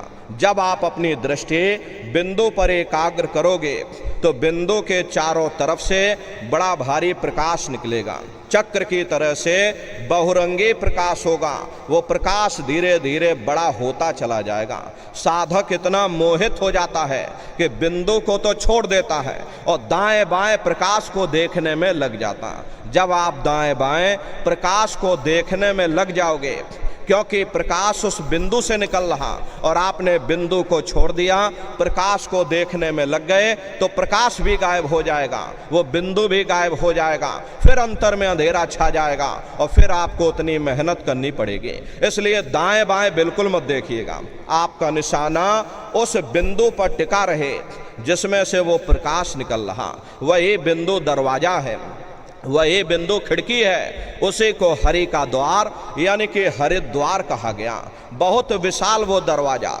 ये संसार कुछ नहीं है, ऐसे लाखों संसार इकट्ठे करके एक साथ दरवाजे के अंदर डाल दिए जाएं, पता तक नहीं चलेगा। इतना विशाल वो हरि का द्वार तुम्हारे सब के अंदर बना हुआ है। एक छोटे से बीज को लेकर के हम आपसे कहें कि इस बीज के अंदर बहुत बड़ा पेड़ है, तो आप भरोसा नहीं करोगे। लेकिन उस छोटे से बीज को जब आप जमीन में गाड़ दोगे, थोड़ा खाद पानी दोगे, वो बीज अंकुरित हो जाएगा। उसमें से विशाल लताएं भी निकलेंगी, विशाल वृक्ष का रूप भी लेगा, उसमें से फल और फूल भी निकलेंगे। इसी तरह आप सभी के अंदर सुई की नोक के बराबर छोटे से छोटा चमकता हुआ बिंदु है। उस बिंदु के अंदर बड़े बड़े ब्रह्मांड बसे हुए हैं। वो तारे जैसा चमकता हुआ बिंदु आपको सामने दिखाई पड़ेगा। और जब वो बिंदु सामने दिखाई पड़ जाए, तब आप अपनी दृष्टि को उस बिंदु पर एकाग्र कर देना। जब आप अपनी दृष्टि उस बिंदु पर एकाग्र कर दोगे, बिंदु को लगातार देखते रहोगे, तो वो बिंदु फट जाएगा, वो दरवाजा खुल जाएगा, ये शिव नेत्र खुल जाएगा, ये दिव्य दृष्टि आपकी खुल जाएगी और आप दरवाजे के अंदर दाखिल हो जाओगे। एक बार प्रेमी भाई बहनों, ये दिव्य दृष्टि आपकी खुल जाए, फिर क्या भूत, क्या भविष्य और क्या वर्तमान, कोई भेद आपसे गुप्त नहीं रहेगा। लाखों वर्ष पहले क्या हुआ था, भविष्य में क्या होने वाला है, अरे आप अपने अपने घरों में बैठ करके और ध्यान लगा करके भूत, भविष्य और वर्तमान को देख सकते हो। तो यह है ध्यान करने का तरीका। एक बार फिर से समझ लो कैसे आपको ध्यान करना है। अपने अपने घरों में पलथी मार करके ढीले बदन से बैठिएगा, आँखों को धीरे से बंद कर लेना, दोनों आँखों के मध्य भाग में दूर सामने देखिएगा, सामने आपको अंधेरा दिखाई पड़ेगा। बस उसी अंधेरे में एक जगह पर आप अपनी दृष्टि को रोकिएगा या उस अंधेरे को ही आप देखते रहना। दृष्टि अपने आप अंधेरे में रुक जाएगी। उस समय किसी के बारे में सोचना नहीं, किसी के बारे में विचार मत करना, शरीर को बिल्कुल हिलाना डुलाना नहीं, बस शून्य हो करके सामने उस अंधेरे को लगातार देखते रहना। जितना समय आप दे सको, एक टक हो करके आप उस अंधेरे को लगातार देखते रहना। देखते देखते देखते देखते एक समय ऐसा आएगा कि आपकी दृष्टि उस अंधेरे में रुक जाएगी। और जैसे ही आपकी दृष्टि अंधेरे में रुकेगी, तो सुई की नोक के बराबर तारे की तरह चमकता हुआ बिंदु आपको सामने अंधेरे में दिखाई पड़ जाएगा। और जब वो चमकता हुआ बिंदु सामने दिखाई पड़ जाए, तब आप अपनी दृष्टि को उस बिंदु पर एकाग्र कर देना। जब आप अपनी दृष्टि उस बिंदु पर एकाग्र कर दोगे, तो वही बिंदु दरवाजा है, वो दरवाजा खुल जाएगा, ये शिव नेत्र खुल जाएगा, ये दिव्य दृष्टि आपकी खुल जाएगी और आप दरवाजे के अंदर दाखिल हो जाओगे। तो प्रेमी भाई बहनों, ये है ध्यान करने का तरीका। अब तीसरा है भजन। गाने बजाने का नाम भजन नहीं है, नाच गाना, ढोल मजीरा का नाम भजन नहीं है। भजन कहते हो शब्द को सुनना, उस नाम को सुनना, उस देववाणी आकाशवाणी को सुनना जो 24 घंटे तुम्हारे अंदर गूंज रही है। कैसे भजन करोगे, जरा अच्छी तरह से समझ लीजिए। ये दोनों उंगली कानों में डाल करके ये कानों को बंद कर लेना। कान इसीलिए बंद किए जाते हैं ताकि बाहर की कोई आवाज़ हमको सुनाई ना पड़े। अपनी सुविधा से बैठिएगा, कुर्सी पर चाहे कुर्सी पर बैठ जाओ, सोफे पर चाहे सोफे पर बैठ जाना, या कोई तकिया इस तरह से रख लेना और दोनों कोहनी यहाँ रख करके दोनों उंगली कानों में डाल करके ये कानों को बंद कर लेना। बहुत सी हमारी माताएं बहनें हैं, बूढ़े बुजुर्ग हैं, अरे भाई आपके घुटनों में दर्द होता होगा या रीढ़ की हड्डी में दर्द होता और आप बैठ नहीं पाते हो, तो आप लेट करके भजन करिएगा। ऐसे सीधे लेट जाना, लेटे लेटे आँख और कान को बंद कर लेना। मतलब तो आँख और कान को बंद करना है, चाहे आप लेट करके करो या चाहे आप बैठ करके करो। अरे यही कहा गया है भाई, आँख कान मुख बंद कराओ, और अनहद झिंगा शब्द सुनाओ। यानी पहले अपनी आंख को बंद करो, अपने मुख को बंद करो, ये दोनों उंगली कानों में डाल करके ये कानों को बंद कर लो और ऊंचे से ऊंचा ध्यान दे करके उस आवाज को सुनने की कोशिश करो। प्रेमी भाई बहनों, जब आप अपने कानों को बंद करके अंतर में गौर से सुनोगे तो आपको ऐसा अनुभव होगा कि कहीं सीटी जैसी आवाज हमारे कानों में बज रही। टी, इस तरह से सीटी जैसी आवाज शुरू में आप सभी को सुनाई पड़ेगी। शाम को अपने अपने घरों में जाकर बैठिएगा, ये कानों को जरा बंद कर लेना और गौर से सुनिएगा तो सीटी जैसी आवाज आप सभी को सुनाई पड़ेगी। करना कुछ नहीं है, लेटे हो चाहे बैठे हो, बस आप उस आवाज को सुनते रहना और सुनते सुनते उसी में लीन हो जाओ।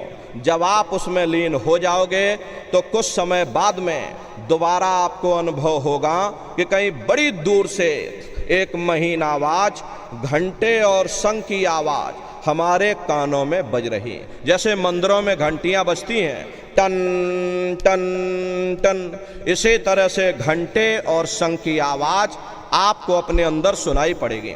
प्रेमी भाई बहनों, उसी घंटे शंख की आवाज को महात्माओं ने शब्द कहा।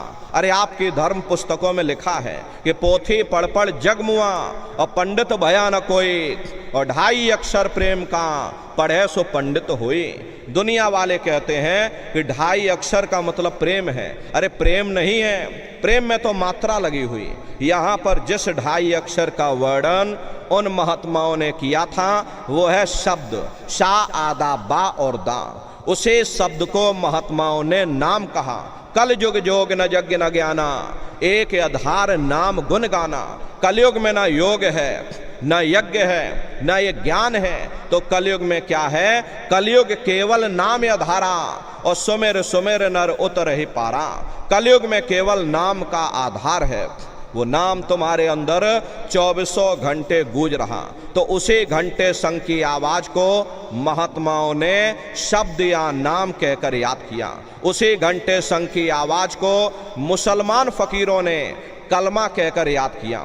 उसी घंटे शंख की आवाज को ईसा मसीह साहब ने वर्ड या लागश कहकर याद किया। उसी घंटे शंख की आवाज को गुरु नानक साहब ने अनहद वाणी कहकर याद किया। चीन में जो महात्मा हुए उन्होंने इसको ताओ कहकर याद किया और हिंदू महात्माओं ने इसे देववाणी, आकाशवाणी कहकर याद किया। उन अलग अलग महात्माओं ने अपनी अपनी भाषा में हम लोगों को समझाने की कोशिश की कि भाई वो घंटे शंख की आवाज तुम्हारे सबके अंदर गूंज रही है, वो आपको सुनाई पड़ेगी। लेकिन शुरुआती समय में आपको ऐसा मालूम पड़ेगा कि कहीं बड़ी दूर पर घंटियां बज रही, टन टन टन, लेकिन सुनाई हर एक को पड़ेगी। प्रेमी भाई बहनों, जब घंटे और शंख की आवाज आपको अपने अंदर सुनाई पड़ने लग जाए तब आप उस आवाज को पकड़ लेना, उसको आप सुनने लग जाना। जब आप उसको सुनने लग जाओगे तो वो आवाज धीरे धीरे बढ़ना शुरू होगी और बढ़ते बढ़ते इस कदर बढ़ेगी कि आपके रोम रोम में घंटे और शंख की आवाज गूंजने लग जाएगी। अरे बड़ी घनघोर आवाज होती है, बड़ी मधुर वो आवाज होती। ये दुनिया भर के गाने संगीत आप लोग सुनते हो, उस संगीत के सामने ये दुनिया के संगीत कुछ नहीं है। जब आप उस संगीत को सुनोगे इतना भारी आनंद आपके ऊपर छा जाएगा, इतनी खुशी आपको होगी, अरे ऐसा नशा आपके ऊपर चढ़ जाएगा कि आप सारी दुनिया को भूल जाओगे। शंकर भगवान को वही नशा चढ़ा था। अरे शंकर भगवान कोई गांजा भांग नहीं पीते थे, ये तो हमने आपने शंकर भगवान को भी बदनाम कर दिया कि शंकर भगवान गांजा भांग पीते थे तो चलो हम भी गांजा भांग पिएंगे। लेकिन ऐ नर नारियों, शंकर भगवान ने कभी गांजा भांग नहीं पिया। शंकर भगवान जिस नशे में लीन रहते थे वो नाम का नशा था, वो ध्यान का नशा था, वो भक्ति का नशा था। जब आप उस आवाज को सुनोगे तो आपको भी वो नशा चढ़ जाएगा, क्योंकि उस आवाज में चुंबक है। जब आप उस आवाज को सुनोगे तो वो आवाज आपको अपनी ओर खींचेगी, और जब खिंचाव होगा तो जीवात्मा का फैला हुआ प्रकाश 9 दरवाजों से सिमटने लगेगा। अब ये 9 दरवाजे कौन कौन से हैं? देखो प्रेमी भाई बहनों, अच्छी तरह आप लोग समझिएगा। प्रेमी भाई बहनों, यही सच्चा सनातन विज्ञान है जो ऋषियों मुनियों ने समझाया, जिसको ये संसार भूल गया और बाहरी पाखंड में और कर्म कांडों में उलझ गया। तो आज सच्चे सनातन विज्ञान को समझने की जरूरत है। तो ये 9 दरवाजे कौन कौन से? 2 आंख, 2 कान, 2 नाक के सुराख, 1 मुंह, 2 मलमूत्र का रास्ता, ये शरीर के 9 दरवाजे हैं। सबसे पहला दरवाजा गुदा चक्र आता है। गुदा चक्र में गणेश जी वास करते हैं। गणेश जी वहाँ के मालिक हैं। ये 4 दल का कवल है। यहाँ पर पृथ्वी तत्व पाया जाता है। उसके ऊपर इंद्रिय चक्र आता है। इंद्रिय चक्र में ब्रह्मा जी वास करते हैं। ब्रह्मा जी वहाँ के मालिक हैं। ये 6 दल का कवल है। यहाँ पर जल तत्व पाया जाता है। उसके ऊपर ये नाभि चक्र आता है। नाभि चक्र में विष्णु जी वास करते हैं। विष्णु जी यहाँ के मालिक हैं। ये 8 दल का कवल है। यहाँ पर अग्नि तत्व पाया जाता है। उसके ऊपर ये हृदय चक्र आता है। हृदय चक्र में शिव जी वास करते हैं। शिव जी यहाँ के मालिक हैं। ये 12 दल का कवल है। यहाँ पर वायु तत्व पाया जाता है। अरे वास तो वो ऊपरी मंडलों में, ऊपरी लोकों में करते हैं, लेकिन उनका प्रकाश, उनकी किरणें इन चक्रों पर पड़ती हैं। उसी के ऊपर एक कंठ चक्र आता है। यहाँ पर आद्या महाशक्ति की किरणें पड़ती हैं। ये 16 दल का कवल है। और आप सबसे ऊपर, तुम्हारी जीवात्मा सबसे ऊपर दोनों आँखों के मध्य भाग में बैठी है, जहाँ पर ये देवियाँ बिंदी लगाती हैं और पुरुष जहाँ पर ये टीका लगाते हैं। ये बिंदी और टीका यहाँ पर हम लोग इसीलिए लगाते हैं क्योंकि यहीं पर हमारी जीवात्मा बैठी है, उसका श्रृंगार किया जाता है। ये 10वां द्वार है जहाँ पर तुम्हारी जीवात्मा बैठी है। अरे आप लोग रोज चौपाई गाते हो कि मंगल भवन मंगल हारी, द्रवं सुदशरथ जर बिहारी। इसका अर्थ समझने की कोशिश करो।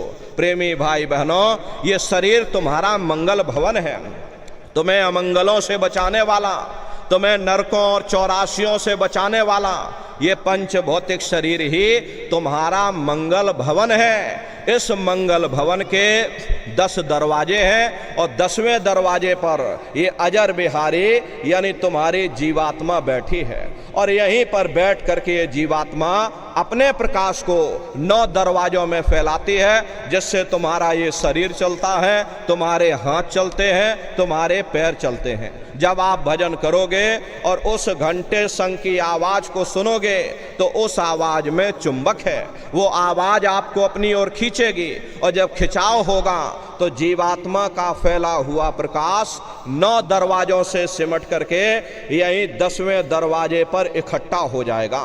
और जैसे ही सारी शक्ति, सारी चेतना सिमट करके यहाँ पर इकट्ठी हुई तो शब्द क्या काम करेगा? शब्द तुम्हारी जीवात्मा को खींच करके इस शरीर से बाहर कर देगा। फिर आप अपनी आंखों से देखिएगा कि हमारा शरीर ये है, हम ये खड़े। आप अपने शरीर से अलग हो जाओगे।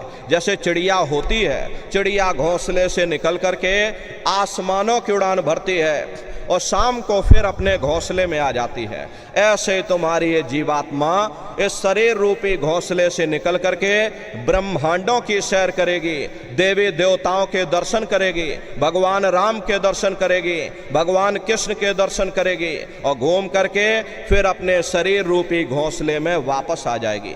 प्रेमी भाई बहनों, ये ब्रह्मा विष्णु महादेव जिनकी सारी दुनिया पूजा करती है। अरे आप सभी लोग ब्रह्मा विष्णु महादेव की पूजा करते हो, लेकिन कभी आपने विचार ये नहीं किया भाई जिनकी हम पूजा कर रहे, आखिर ये ब्रह्मा विष्णु महादेव कौन है? ये कहाँ पर रहते हैं? ये क्या काम करते हैं?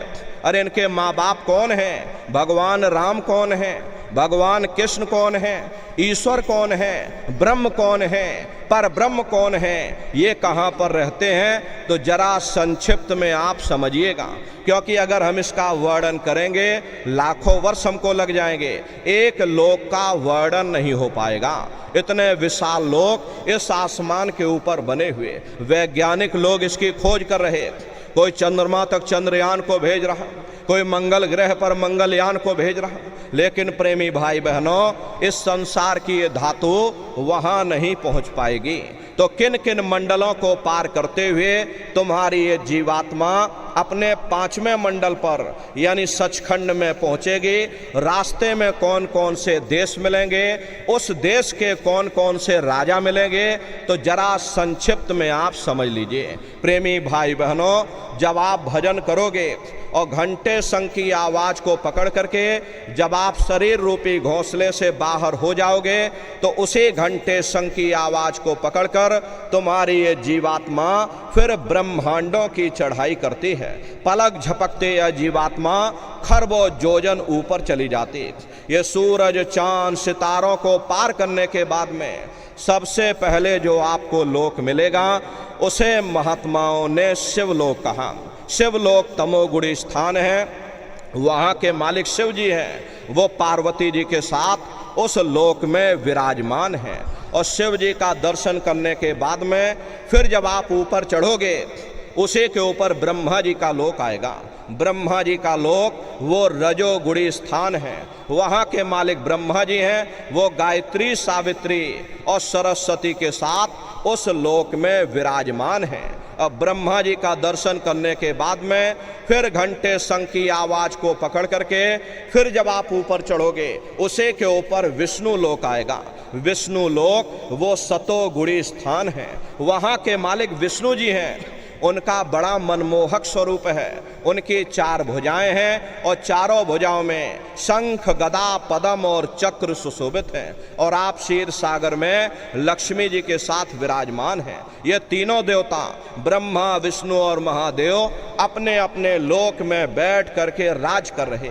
एक रचयिता है जो हम जीवों को रचता है, एक पालनहार है जो हम जीवों को पालता है, एक संहार करता है जो हम जीवों को नष्ट कर देता।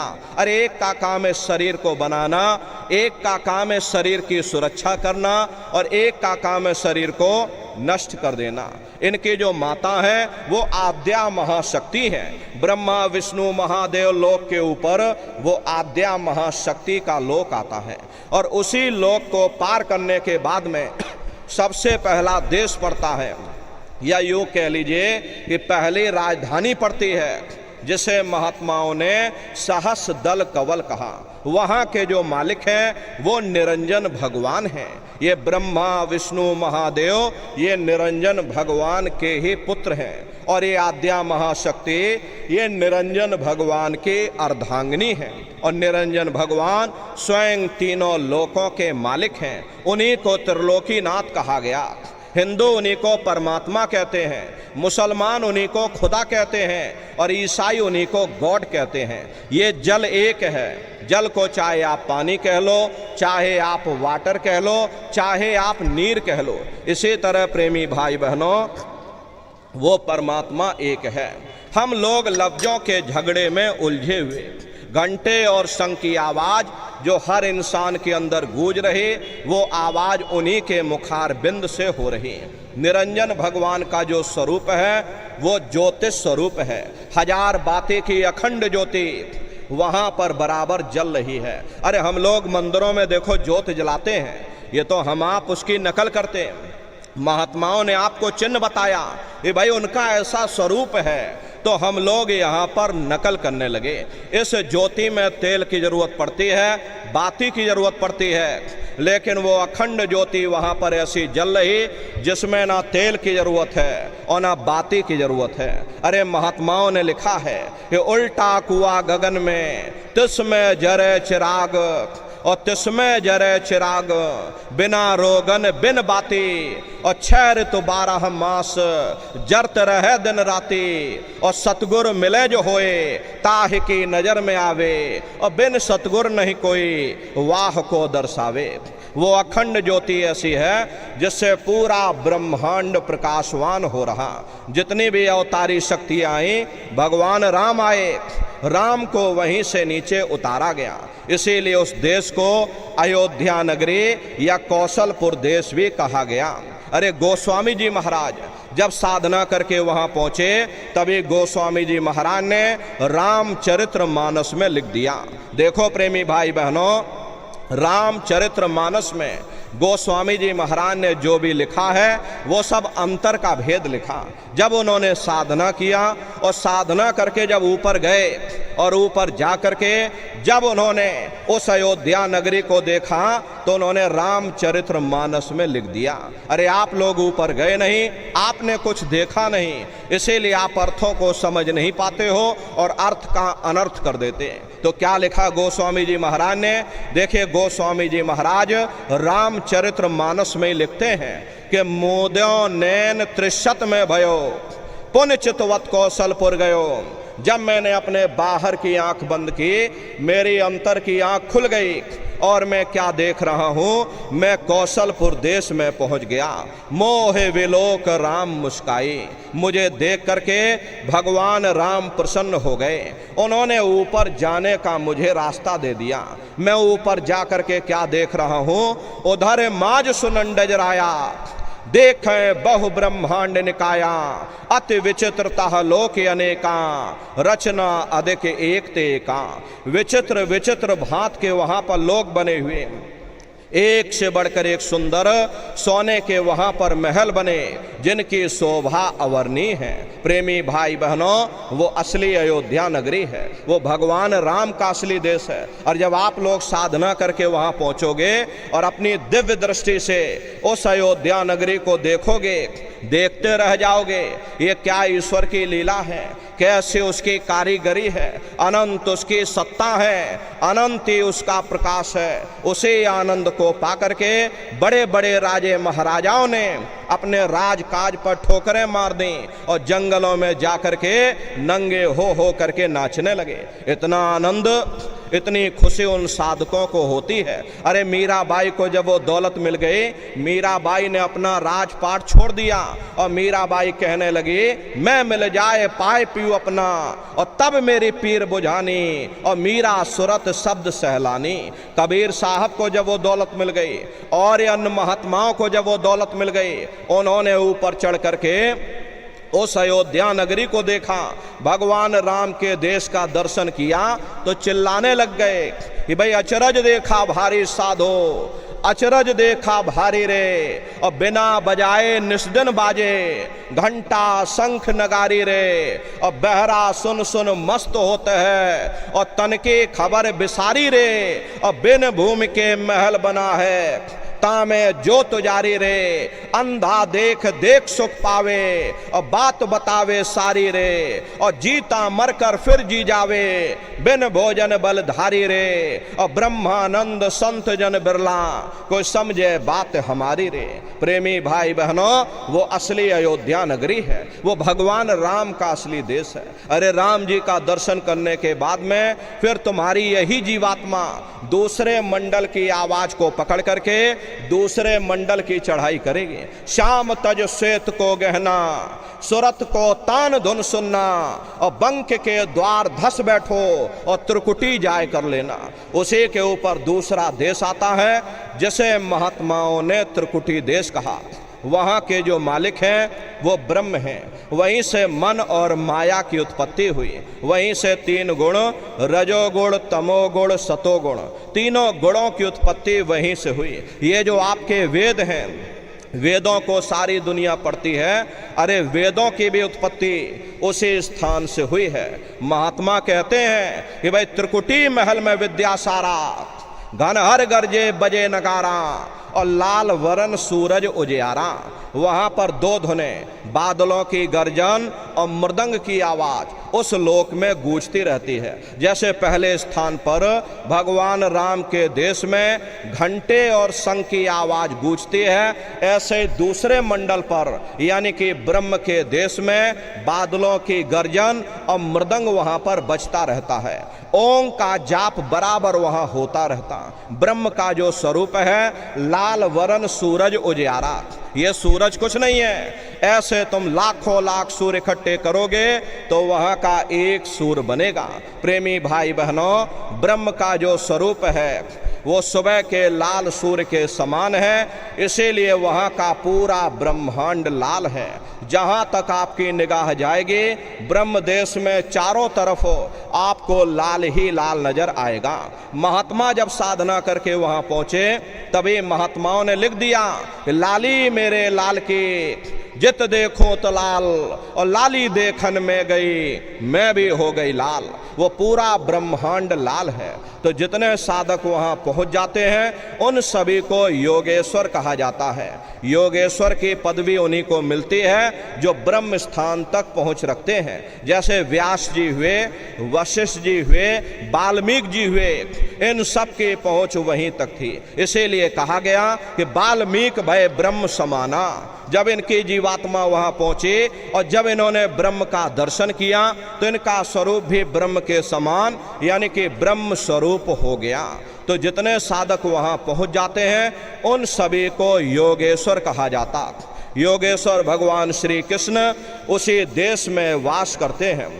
ये जो ब्रह्म देश है वो श्री कृष्ण भगवान का ही देश है और श्री कृष्ण भगवान वहीं पर रहते हैं। अरे बाहर की जन्माष्टमी नहीं है जो आप लोग यहाँ मनाते हो, ये तो आप नकल करते हो। महात्माओं ने कहा था भाई सही मायने में तुम जन्माष्टमी कब मनाओगे?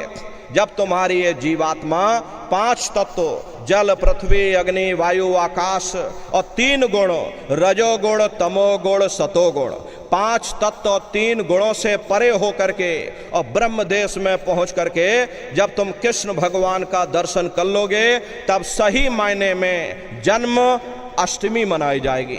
वहाँ कृष्ण भगवान का दर्शन करने के बाद में फिर तुम्हारी यही जीवात्मा तीसरे मंडल की आवाज को पकड़ करके और तीसरे मंडल की चढ़ाई करती है। आगे पहुंची सुन झंकार, ररंकार धुनि सुनी पुकार, आगे श्वेत सुन्न है भाई, मान सरोवर पैठ नहाई। उसी के ऊपर तीसरा देश आता है जिसे महात्माओं ने सुन्न देश कहा, उसी को रारंग देश कहा जाता, उसी को अक्षर और नेति कहा जाता। वहाँ के जो मालिक हैं वो रारंग पुरुष यानी कि पर ब्रह्म पुरुष हैं। वहाँ किंगरी और सारंगी 2 धुनें उस लोक में गूंजती रहती हैं और पर ब्रह्म पुरुष का जो स्वरूप है वो पूर्णमासी के चंद्रमा के समान बड़ा ही मनमोहक स्वरूप है। इसी स्थान पर प्रेमी भाई बहनों एक बहुत बड़ा अमृत का सरोवर बना है जिसे महात्माओं ने मान सरोवर कहा। जब तुम्हारी ये जीवात्मा उस मान सरोवर में जाकर स्नान कर लेगी तो जन्म जन्मांतरों के तुम्हारे मैले पाप कर्म साफ हो जाएंगे। अरे यहाँ के पानी से तुम्हारे कर्मों की सफाई नहीं होने वाली, ये बाहर का पानी तुम्हारे शरीर के मैल को धो सकता, लेकिन जो पापों का मैल है, जो अंतःकरण में ये जो कर्मों की गंदगी आपने अपने ऊपर लाद रखी है, वो जब साफ होगी जब आप तीसरे मंडल पर पहुँच करके उस गंगा में डुबकी लगाओगे। उसमें स्नान करने के बाद में ये जीवात्मा हंस रूप हो जाती है। हंसन मिले हंसा हो जाए, मिले जो अमीय आहारा है। जीवात्मा का खुद का प्रकाश उस अमृत के सरोवर में स्नान करने के बाद में 16 सूर्य के बराबर हो जाता। तो फिर यही जीवात्मा चौथे मंडल की आवाज को पकड़ करके चौथे मंडल की चढ़ाई करती है। 2 पर्वत के संग निहारो, भंवर गुफा ते संत पुकारो। 2 पर्वतों को पार करने के बाद में वो बड़ा सुंदर देश आता जिसे महात्माओं ने भंवर गुफा कहा। वहाँ के जो मालिक हैं वो सोहंग पुरुष हैं। वहाँ बंसी यानी मुरली की मधुर ध्वनियाँ सदा उस लोक में उच्चारण होती रहती हैं। और सोहंग पुरुष का जो स्वरूप है वो दोपहर के सूर्य के समान महाप्रकाशवान स्वरूप है। अरे स्वरूप में अंतर है। पहले स्थान पर निरंजन भगवान का जो स्वरूप है वो ज्योतिष स्वरूप है। दूसरे स्थान पर ब्रह्म का जो स्वरूप है वो सुबह के लाल सूर्य के समान है। तीसरे स्थान पर ब्रह्म पुरुष का जो स्वरूप है वो पूर्णमासी के चंद्रमा के समान है। चौथे स्थान पर सोहंग पुरुष का जो स्वरूप है वो दोपहर के सूर्य के समान महाप्रकाशवान स्वरूप है। और वहाँ के धनी का दर्शन करने के बाद में ताके परे धाम सतनामा और 3 बजे सतलोक ठिकाना। सोहंग देश के ऊपर वो 5वां देश आता है जिसे महात्माओं ने सचखंड देश कहा। वो सचखंड देश अजर अमर अविनाशी सदा एक रस रहने वाला देश है। वहाँ न काल है, न कर्म है, न दुख है, न संताप है, न पुण्य है, न पाप है। जो जीवात्माएं वहाँ पहुँच जाती हमेशा के लिए जन्म मरण के बंधनों से आज़ाद हो जाती। वहाँ के जो मालिक हैं वो सतपुरुष भगवान हैं जिनके रोम रोम में खरबों खरब सूरज चांद सितारे प्रकाशवान। वही हमारे आपके सच्चे मालिक हैं, वही हमारे आपके सच्चे पिता हैं। अरे हमको आपको वहीं से नीचे उतारा गया और फिर शब्द को पकड़ करके शब्द शब्द पौड़ी पर चढ़कर पहुँचो सचखंड सतनाम। तो शब्द कब पकड़ में आएगा? जब आप लोग भजन करोगे। और भजन कैसे किया जाएगा उसे अच्छी तरह समझ लीजिए। ये आँख और कान को बंद करिएगा लेकिन मन को रोकिएगा। ऐसे समय पर तुम्हारा ये मन जरूर भागेगा। अभी आप यहाँ सत्संग में बैठे हो, शरीर भले तुम्हारा यहाँ बैठा लेकिन मन सारी दुनिया में भाग रहा। कोई बाल बच्चों को घर में छोड़कर आया, ये मन बाल बच्चों में पहुंच गया। कोई दुकान दफ्तर छोड़ करके आया, शरीर बेचारा यहाँ बैठा लेकिन मन दुकान में हिसाब किताब जोड़ रहा। तो ऐसे भजन से कोई लाभ नहीं होगा। और जिन्होंने मार मंडाला उन्हीं को सूरमा कहना और बड़ा बैरी ये मन घट में इसी का जीत ना कटना। अगर दुनिया में कोई हमारा दुश्मन है वो केवल तुम्हारा अपना ये मन है।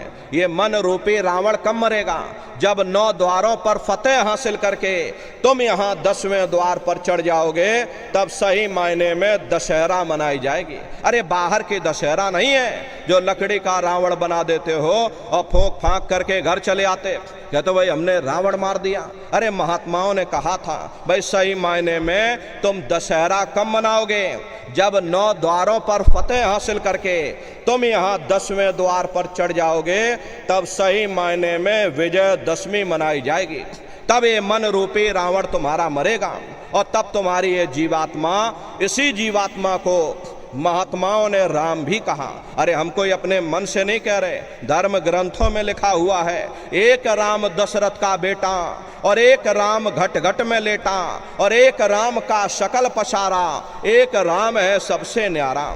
एक वो राम है जो अयोध्या के वासी हैं और एक राम घट घट में लेटे, यानी हमारी आपकी ये जीवात्मा जो हर एक के अंदर मौजूद है। महात्माओं ने कहा भाई एक वो राम है और एक राम का शकल पसारा, यानी पहले स्थान के मालिक वो निरंजन भगवान जिनको दुनिया त्रिलोकीनाथ कहती है, जिनका ये पूरा पसारा, ये पूरा संसार है। महात्माओं ने कहा भाई एक वो राम है और एक राम है सबसे न्यारा, 5वें स्थान के मालिक वो सतपुरुष भगवान जो हमारे आपके सच्चे पिता हैं। महात्माओं ने कहा भाई एक वो राम है। तो महात्मा तो उस राम की महिमा गाते हैं। मोटी बात आप पकड़िए, ये भजन कैसे करोगे? तो ये आँख और कान को बंद कर लेना, अंतर में गौर से सुनिएगा। शुरू में सीटी जैसी आवाज़ आप सभी को सुनाई पड़ेगी, उसे आप पकड़ लेना, सुनते रहना। कुछ समय बाद में दोबारा आपको अनुभव होगा कि कहीं बड़ी दूर से एक महीन आवाज़, घंटे और शंख की आवाज़ हमारे कानों में बज रही, और जब घंटे शंख की आवाज़ आपको अपने अंदर सुनाई पड़ने लग जाए तब आप सीटी की आवाज़ को छोड़ देना और घंटे शंख की आवाज़ को पकड़ लेना। एक बार प्रेमी भाई बहनों आप उस आवाज़ को पकड़ लो फिर वो आवाज़ आपको नहीं छोड़ेगी, खींच करके शरीर से बाहर कर देगी। फिर रोज आना, रोज जाना, रोज ब्रह्मांडों की सैर करना, रोज देवी देवताओं के दर्शन करना, रोज भगवान राम के दर्शन करना, रोज भगवान कृष्ण के दर्शन करना, और घूम करके फिर अपने शरीर रूपी घोंसले में वापस चले आना। तो सुमरन, ध्यान और भजन, ये 3 क्रियाएं आपको बताई गई। रास्ता सच्चा है, आप करोगे, आपको अनुभव होगा, लेकिन नित्य नियम से करिएगा। अरे नागा नहीं होना चाहिए। शरीर को आप भोजन देते हो, सुबह दोपहर शाम रात खाते रहते, लेकिन कभी तुमने विचार ये नहीं किया, ये जीवात्मा जो जन्म जन्मांतरों से बेचारी भूखी प्यासी बैठी है, जिसकी शक्ति से तुम्हारा इतना भारी भरकम ये शरीर चल रहा, तो कभी अपनी जीवात्मा को तुमने भोजन नहीं दिया। अरे इसका भोजन भजन है, इसका भोजन शब्द है, इसका भोजन नाम है। अपना ये नियम बनाओ कि पहले हम अपनी जीवात्मा को भोजन देंगे, फिर अपने शरीर को भोजन देंगे। अगर ये नियम तुम्हारा बन गया तो तुम्हारा लोक भी बन जाएगा, तुम्हारा परलोक भी बन जाएगा। प्रेमी भाई बहनों, उस मालिक को पाने के लिए तुम्हें कोई घर बार नहीं छोड़ना है, कोई जात बिरादरी नहीं बदलनी है। अरे जात पात के रगड़े झगड़े ये तुम्हारे अपने नहीं हैं, ये सिर्फ तुम्हारे मन के खुराफात है। अरे आप सभी लोग बुद्धिमान हो, अपनी अपनी बुद्धि से आप स्वयं विचार करिएगा। जब गुरु नानक साहब नहीं आए थे तब कोई सिख नहीं था, जब मोहम्मद साहब नहीं आए थे तब कोई मुसलमान नहीं था, जब ईसा मसीह साहब नहीं आए थे तब कोई ईसाई नहीं था, और पीछे लौटते चले जाओ तो केवल मनुष्य ही मनुष्य रह जाते हैं। ये रगड़े झगड़े किसने पैदा किए? ये हमने आपने पैदा किए। अरे कोई भी महात्मा यहाँ पर आकर के ना कोई कौम मनाने आता है, ना कोई यहाँ मजहब चलाने आते हैं, ना कोई यहाँ जात बिरादरी को बदलने आते हैं, और ना ही आप हमारे हाथों में ये डंडे और तलवारें देने के लिए आते। अरे आप तो सच्चा मार्ग, सनातन मार्ग समझाने के लिए इस धरा भूमि पर शरीर रूप में अवतरित होते हैं। महात्मा कोई जात बिरादरी नहीं देखते, महात्मा कोई ऊंच नीच नहीं देखते, महात्मा कोई भेदभाव नहीं करते। अगर महात्माओं ने भेदभाव किया होता तो देखो भगवान राम जंगलों में रहने वाली आदिवासी महिला शबरी का जूठा बेर भगवान राम नहीं खाते। अरे निर्मल मन जन सो मोह पावा, मोह कपट छल छिद्र न भावा। इसीलिए महात्माओं ने कहा भाई जात पात पूछे नहीं कोई, और हरि का भजय सो हरि का हुई। लोग यहाँ जात पात बनाते बनाते मर गए, लेकिन नर नारियों, जब तुम्हारी ये जीवात्मा इस मनुष्य रूपी चोले को छोड़ करके ऊपर जब तुम धर्मराज की कचहरी में पहुंचोगे, वहां ना तुमसे ये पूछा जाएगा कि भाई तुम किस जाति के हो, या तुम किस कौम के हो, या तुम किस मजहब के हो। अरे भाई तुम हिंदू हो या मुसलमान हो, सिख हो या ईसाई हो, तुम हिंदुस्तान से आए हो या कहीं और से आए हो, अरे वहाँ तुम्हारे कर्म देखे जाएंगे, भक्ति भाव देखा जाएगा, मालिक से मिलने का प्रेम और प्यार देखा जाएगा। इसीलिए महात्मा कहते हैं भाई मालिक को पाने के लिए तुम्हें कोई जात बिरादरी नहीं बदलनी है, कोई घर परिवार नहीं छोड़ना है, कोई बाल बच्चे नहीं छोड़ना है, कोई समाज नहीं छोड़ना है, कोई लाल नीले पीले कपड़े नहीं पहनना, कोई दाढ़ी बाल नहीं बढ़ाना, कोई तुम्हें साधु सन्यासी बाबा नहीं बनना। अरे भाई तुम अपने अपने घर परिवार में रहो, अपने अपने बाल बच्चों के साथ रहो, अपने अपने समाज में रहो, समाज की रीत नीति के अनुसार रहो, मेहनत और ईमानदारी से काम करो, और 24 घंटे में घंटा 2 घंटा अपनी जीवात्मा के कल्याण के लिए सुरत शब्द नाम की कमाई यानी सुमरन ध्यान और भजन करिएगा। यही दौलत तुम्हारे काम आएगी, और बाकी सब रगड़े झगड़े ये सब तुम्हारे यहीं पड़े रह जाएंगे। सुई की एक नोक भी तुम्हारे साथ में जाने वाली नहीं है। अरे बड़े बड़े राजे महाराजे आए, सारी जिंदगी उन्होंने ये किला बनाते बनाते गुजार दिया। आज उनके किलों को जाकर देखिए, आज खंडहर बने पड़े हुए। विश्व विजेता सिकंदर सारी दुनिया पर राज करने का ख्वाब देखता था, वो भी मुट्ठी खोल करके चला गया। अरे कोई क्या साथ लेकर जाएगा? जो चीज तुम्हारे साथ में जाने वाली वो केवल परमात्मा की भक्ति है। इसलिए प्रेमी भाई बहनों, वो दौलत कमा लो जो अंत समय में तुम्हारे काम आवे, वरना ये समय तुम्हारा निकलता जा रहा, ये श्वासों की पूंजी ये दिन प्रतिदिन कम होती जा रही है, और एक समय ऐसा आएगा ये बुलबुला तुम्हारा फूट जाएगा, फिर ना जाने ये मनुष्य शरीर तुमको मिले ना मिले। अरे तुम भटकते रह जाओगे युगों युगों के लिए उन नरकों और चौरासियों में। इसलिए प्रेमी भाई बहनों, अहो भाग्य है आपका, आपको ये मौका मिला, आपको ये मनुष्य शरीर मिल गया। इस मौके का लाभ उठाओ। मनुष्य रूपी मंदिर में बैठ करके वो आत्मधन कमा लो, वो खजाना कमा लो जिससे तुम्हारी जीवात्मा का कल्याण हो जावे। तो सुमरन, ध्यान और भजन नित्य नियम से आप लोग करिएगा और सभी लोग शाकाहारी रहना, क्योंकि हमारे गुरु महाराज ने शाकाहार पर विशेष जोर दिया। गुरु महाराज हमारे कहते थे कि बच्चे बच्चियों तुम लोग शाकाहारी रहना, शाकाहार का प्रचार करते रहना, इसी से देश और दुनिया में भारी परिवर्तन होगा। प्रेमी भाई बहनों, अरे परिवर्तन कोई कानून बनाने से नहीं होगा, परिवर्तन कोई सजा देने से नहीं होगा, परिवर्तन कोई आंदोलन, तोड़फोड़ या हड़ताल करने से नहीं होगा। परिवर्तन तब होगा जब लोगों के विचार बदलेंगे, लोगों की भावनाएं बदलेंगी, और विचार जब बदलेंगे जब लोगों का खान पान शुद्ध होगा। अरे देशी कहावत है भाई, जैसा खाए अन्न वैसा होए मन। जब तुम प्रेमी भाई बहनों इंसान पशुव्रती भोजन करेगा तो उसकी बुद्धि स्वतः ही पशुओं जैसी हो जाएगी। फिर जिस शराब के नशे में माँ बहन बेटी की पहचान खत्म हो जाए, उस शराब को पी करके यह कैसे पता चलेगा कि क्या अच्छा और क्या बुरा है। यही कारण है कि आज घर समाज में ये दुनिया भर के अत्याचार और दुनिया भर के व्यभिचार फैले हुए। अरे हम लोग देखिए मंदिर बनवाते हैं, उन मंदिरों में नहा धो करके जाते, कहते भाई परमात्मा के रहने की जगह है, हमको नहा धो करके जाना चाहिए, फूल अगरबत्ती ले जाना चाहिए। कोई उन मंदिरों में कूड़ा कचड़ा नहीं डालता।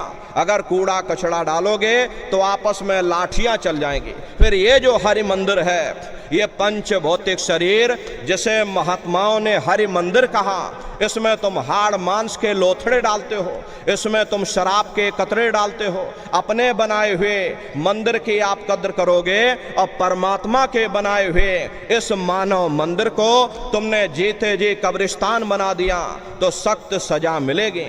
अरे महात्माओं ने लिखा है कि तिल भर मच्छी खाई के और कोट गऊ दे दान और काशी करवट जा मरे और निश्चय नरक निदान।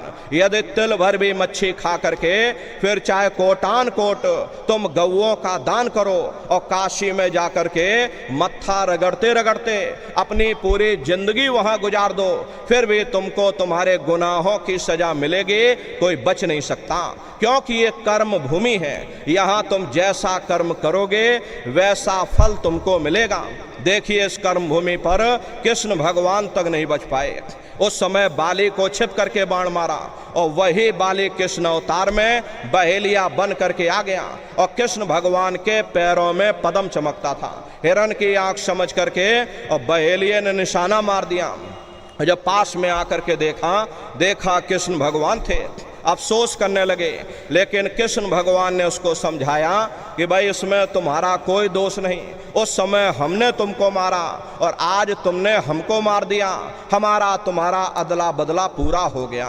कर्म प्रधान विश्व रच राखा और जो जस करे सो तस फल चाखा। ये कर्मों का ऐसा देश है, यहाँ तुम जैसे बीज बोगे वैसे ही फसल काटोगे। इसलिए प्रेमी भाई बहनों, आपसे हमारी प्रार्थना है कि आप लोग शाकाहारी रहिएगा। अरे तरह तरह की बीमारियां जो आज के समय में आ रही हैं, इसका मुख्य कारण एक ही है, लोगों का खान पान गंदा हो गया।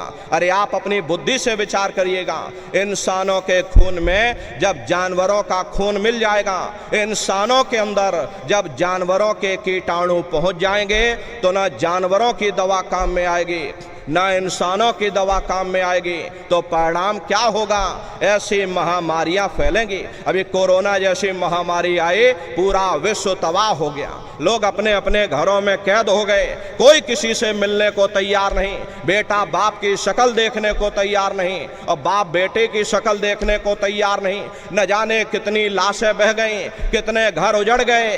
हरे प्रेमी भाई बहनों, लाखों लाखों रुपया लेकर के लोग अस्पतालों के चक्कर काटते रहे, एक छोटा ऑक्सीजन का सिलेंडर हमको मिल जाए। प्रेमी भाई बहनों, एक छोटे से कीटाणु ने जो हमें दिखाई भी नहीं दे रहा। ऐसे छोटे से कीटाणु ने पूरे विश्व को तबाह कर दिया। कारण क्या है? कारण सिर्फ एक ही है, लोगों का खान पान गंदा हो गया। जानवरों के कीटाणु जब इंसान के शरीर में प्रवेश कर जाएंगे तो ऐसी महामारियां फैलेंगी। इसलिए हमारी आपसे प्रार्थना है कि आप लोग शाकाहारी रहिएगा। कोई ऐसा नशा मत करो जिससे बुद्धि तुम्हारी पागल हो जाए और घर में माँ बहन बेटी की पहचान खो दो। अरे आप अपने आप को कट्टर हिंदू मानते हो? अरे भाई हम कट्टर हिंदू हैं, हमसे बड़ा सनातनी दुनिया में कोई नहीं। हम धर्म के ठेकेदार हैं, हम भगवान राम को मानने वाले हैं और हम भगवान कृष्ण को मानने वाले। अरे भाई आप राम को मानते हो और आप कृष्ण को मानते हो तो उनके आदर्शों पर भी चलना सीखो। भगवान राम ने कभी नहीं कहा कि तुम मांस खाओ, या भगवान कृष्ण ने कभी नहीं कहा कि तुम शराब पियो। जितने देवी देवता अवतार हुए सभी यही कह करके गए, अहिंसा परमो धर्मा। अगर हमने किसी को बनाया नहीं तो मिटाने का अधिकार हमारे पास नहीं। अरे आप इंसान हो, इंसान का काम है दया करने का। दया धर्म का मूल है। इसलिए आप जीवों पर रहम करो, रूहों पर रहम करो। सभी लोग शाकाहारी रहना और शाकाहार का प्रचार अपने अपने क्षेत्रों में बराबर आप लोग करते रहिएगा। अरे सतयुग कैसे आएगा? राम राज कैसे आएगा? राम राज कोई भाषण देने से नहीं आएगा। राम राज कोई नारा लगा देने से नहीं आएगा। राम राज कोई सरकार पलट देने से नहीं आएगा। भाई राम राज जब आएगा जब लोगों के अंदर अच्छे विचार आएंगे। वरना राम के समय में भी रावण जैसे असुर होते थे, कृष्ण के समय में भी कंस जैसे असुर होते थे। अरे तब भी लड़ाइयाँ होती थी, तब भी युद्ध हुआ करते थे। राम राज का मतलब है अच्छे विचारों का आना, और अच्छे विचार जब आएंगे जब हर इंसान मानव धर्म का पालन करेगा। अरे मानव धर्म क्या कहता है? सत्य, दया, अहिंसा, परोपकार। प्रेमी भाई बहनों, यही मानव धर्म का आधार है। जब मानव के अंदर मानवता आ जाएगी, मानव के अंदर दया आ जाएगी, मानव के अंदर करुणा आ जाएगी, ये मानव दूसरों की पीड़ा को अपनी पीड़ा समझने लग जाएगा। जब इंसान के अंदर इंसानियत आ जाएगी तब सही मायने में देश में राम राज आ जाएगा।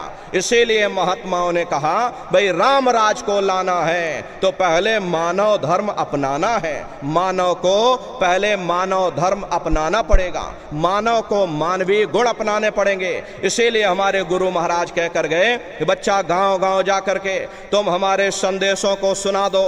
गांव गांव के लोग शाकाहारी हो जाएं, गांव गांव के लोग सदाचारी हो जाएं, गांव गांव के लोग चरित्रवान हो जाएं, आंखों में माँ बहन बेटी की पहचान कायम हो जाए। तो जब हमारा ये गांव बदल जाएगा तो ये पूरा समाज बदल जाएगा। निश्चय कलयुग में सतयुग आ जाएगा। इसलिए प्रेमी भाई बहनों, धर्म के प्रचार में आप सभी लोग अपना अपना योगदान दीजिएगा। देखिए हमारे गुरु महाराज परम संत बाबा जय गुरुदेव जी महाराज ने एक अच्छे समाज के निर्माण के लिए, चरित्रोत्थान के लिए, लोगों को शाकाहारी और सदाचारी बनाने के लिए 116 वर्ष की आयु तक अथक मेहनत और परिश्रम किया। हमारे गुरु महाराज ने अपने गुरु की याद में मथुरा आश्रम पर इतना विशाल मंदिर बनवाया। गुरु महाराज हमारे कहते थे बच्चा मंदिर का वो देवता वहाँ पर बैठ करके बरकत बांट रहा। अरे आप लोग आइए, वहाँ कोई रुपया पैसा नहीं चढ़ाया जाता, कोई चंदा चुटकी नहीं। अरे आप लोग आए, मंदिर के देवता के सामने अपनी एक बुराई को चढ़ा दीजिए। वहाँ पर बुराई चढ़ाई जाती है कि हम आज से मांस मछली नहीं खाएंगे, हम आज से अंडा शराब का सेवन नहीं करेंगे, हम आज से झूठ नहीं बोलेंगे, हम आज से किसी को धोखा नहीं देंगे। अरे आप अपनी एक बुराई चढ़ा दो, आपकी एक मनोकामना पूरी होगी। ऐसा वरदानी मंदिर हमारे गुरु महाराज ने अपने गुरु की याद में मथुरा दरबार में बनाया।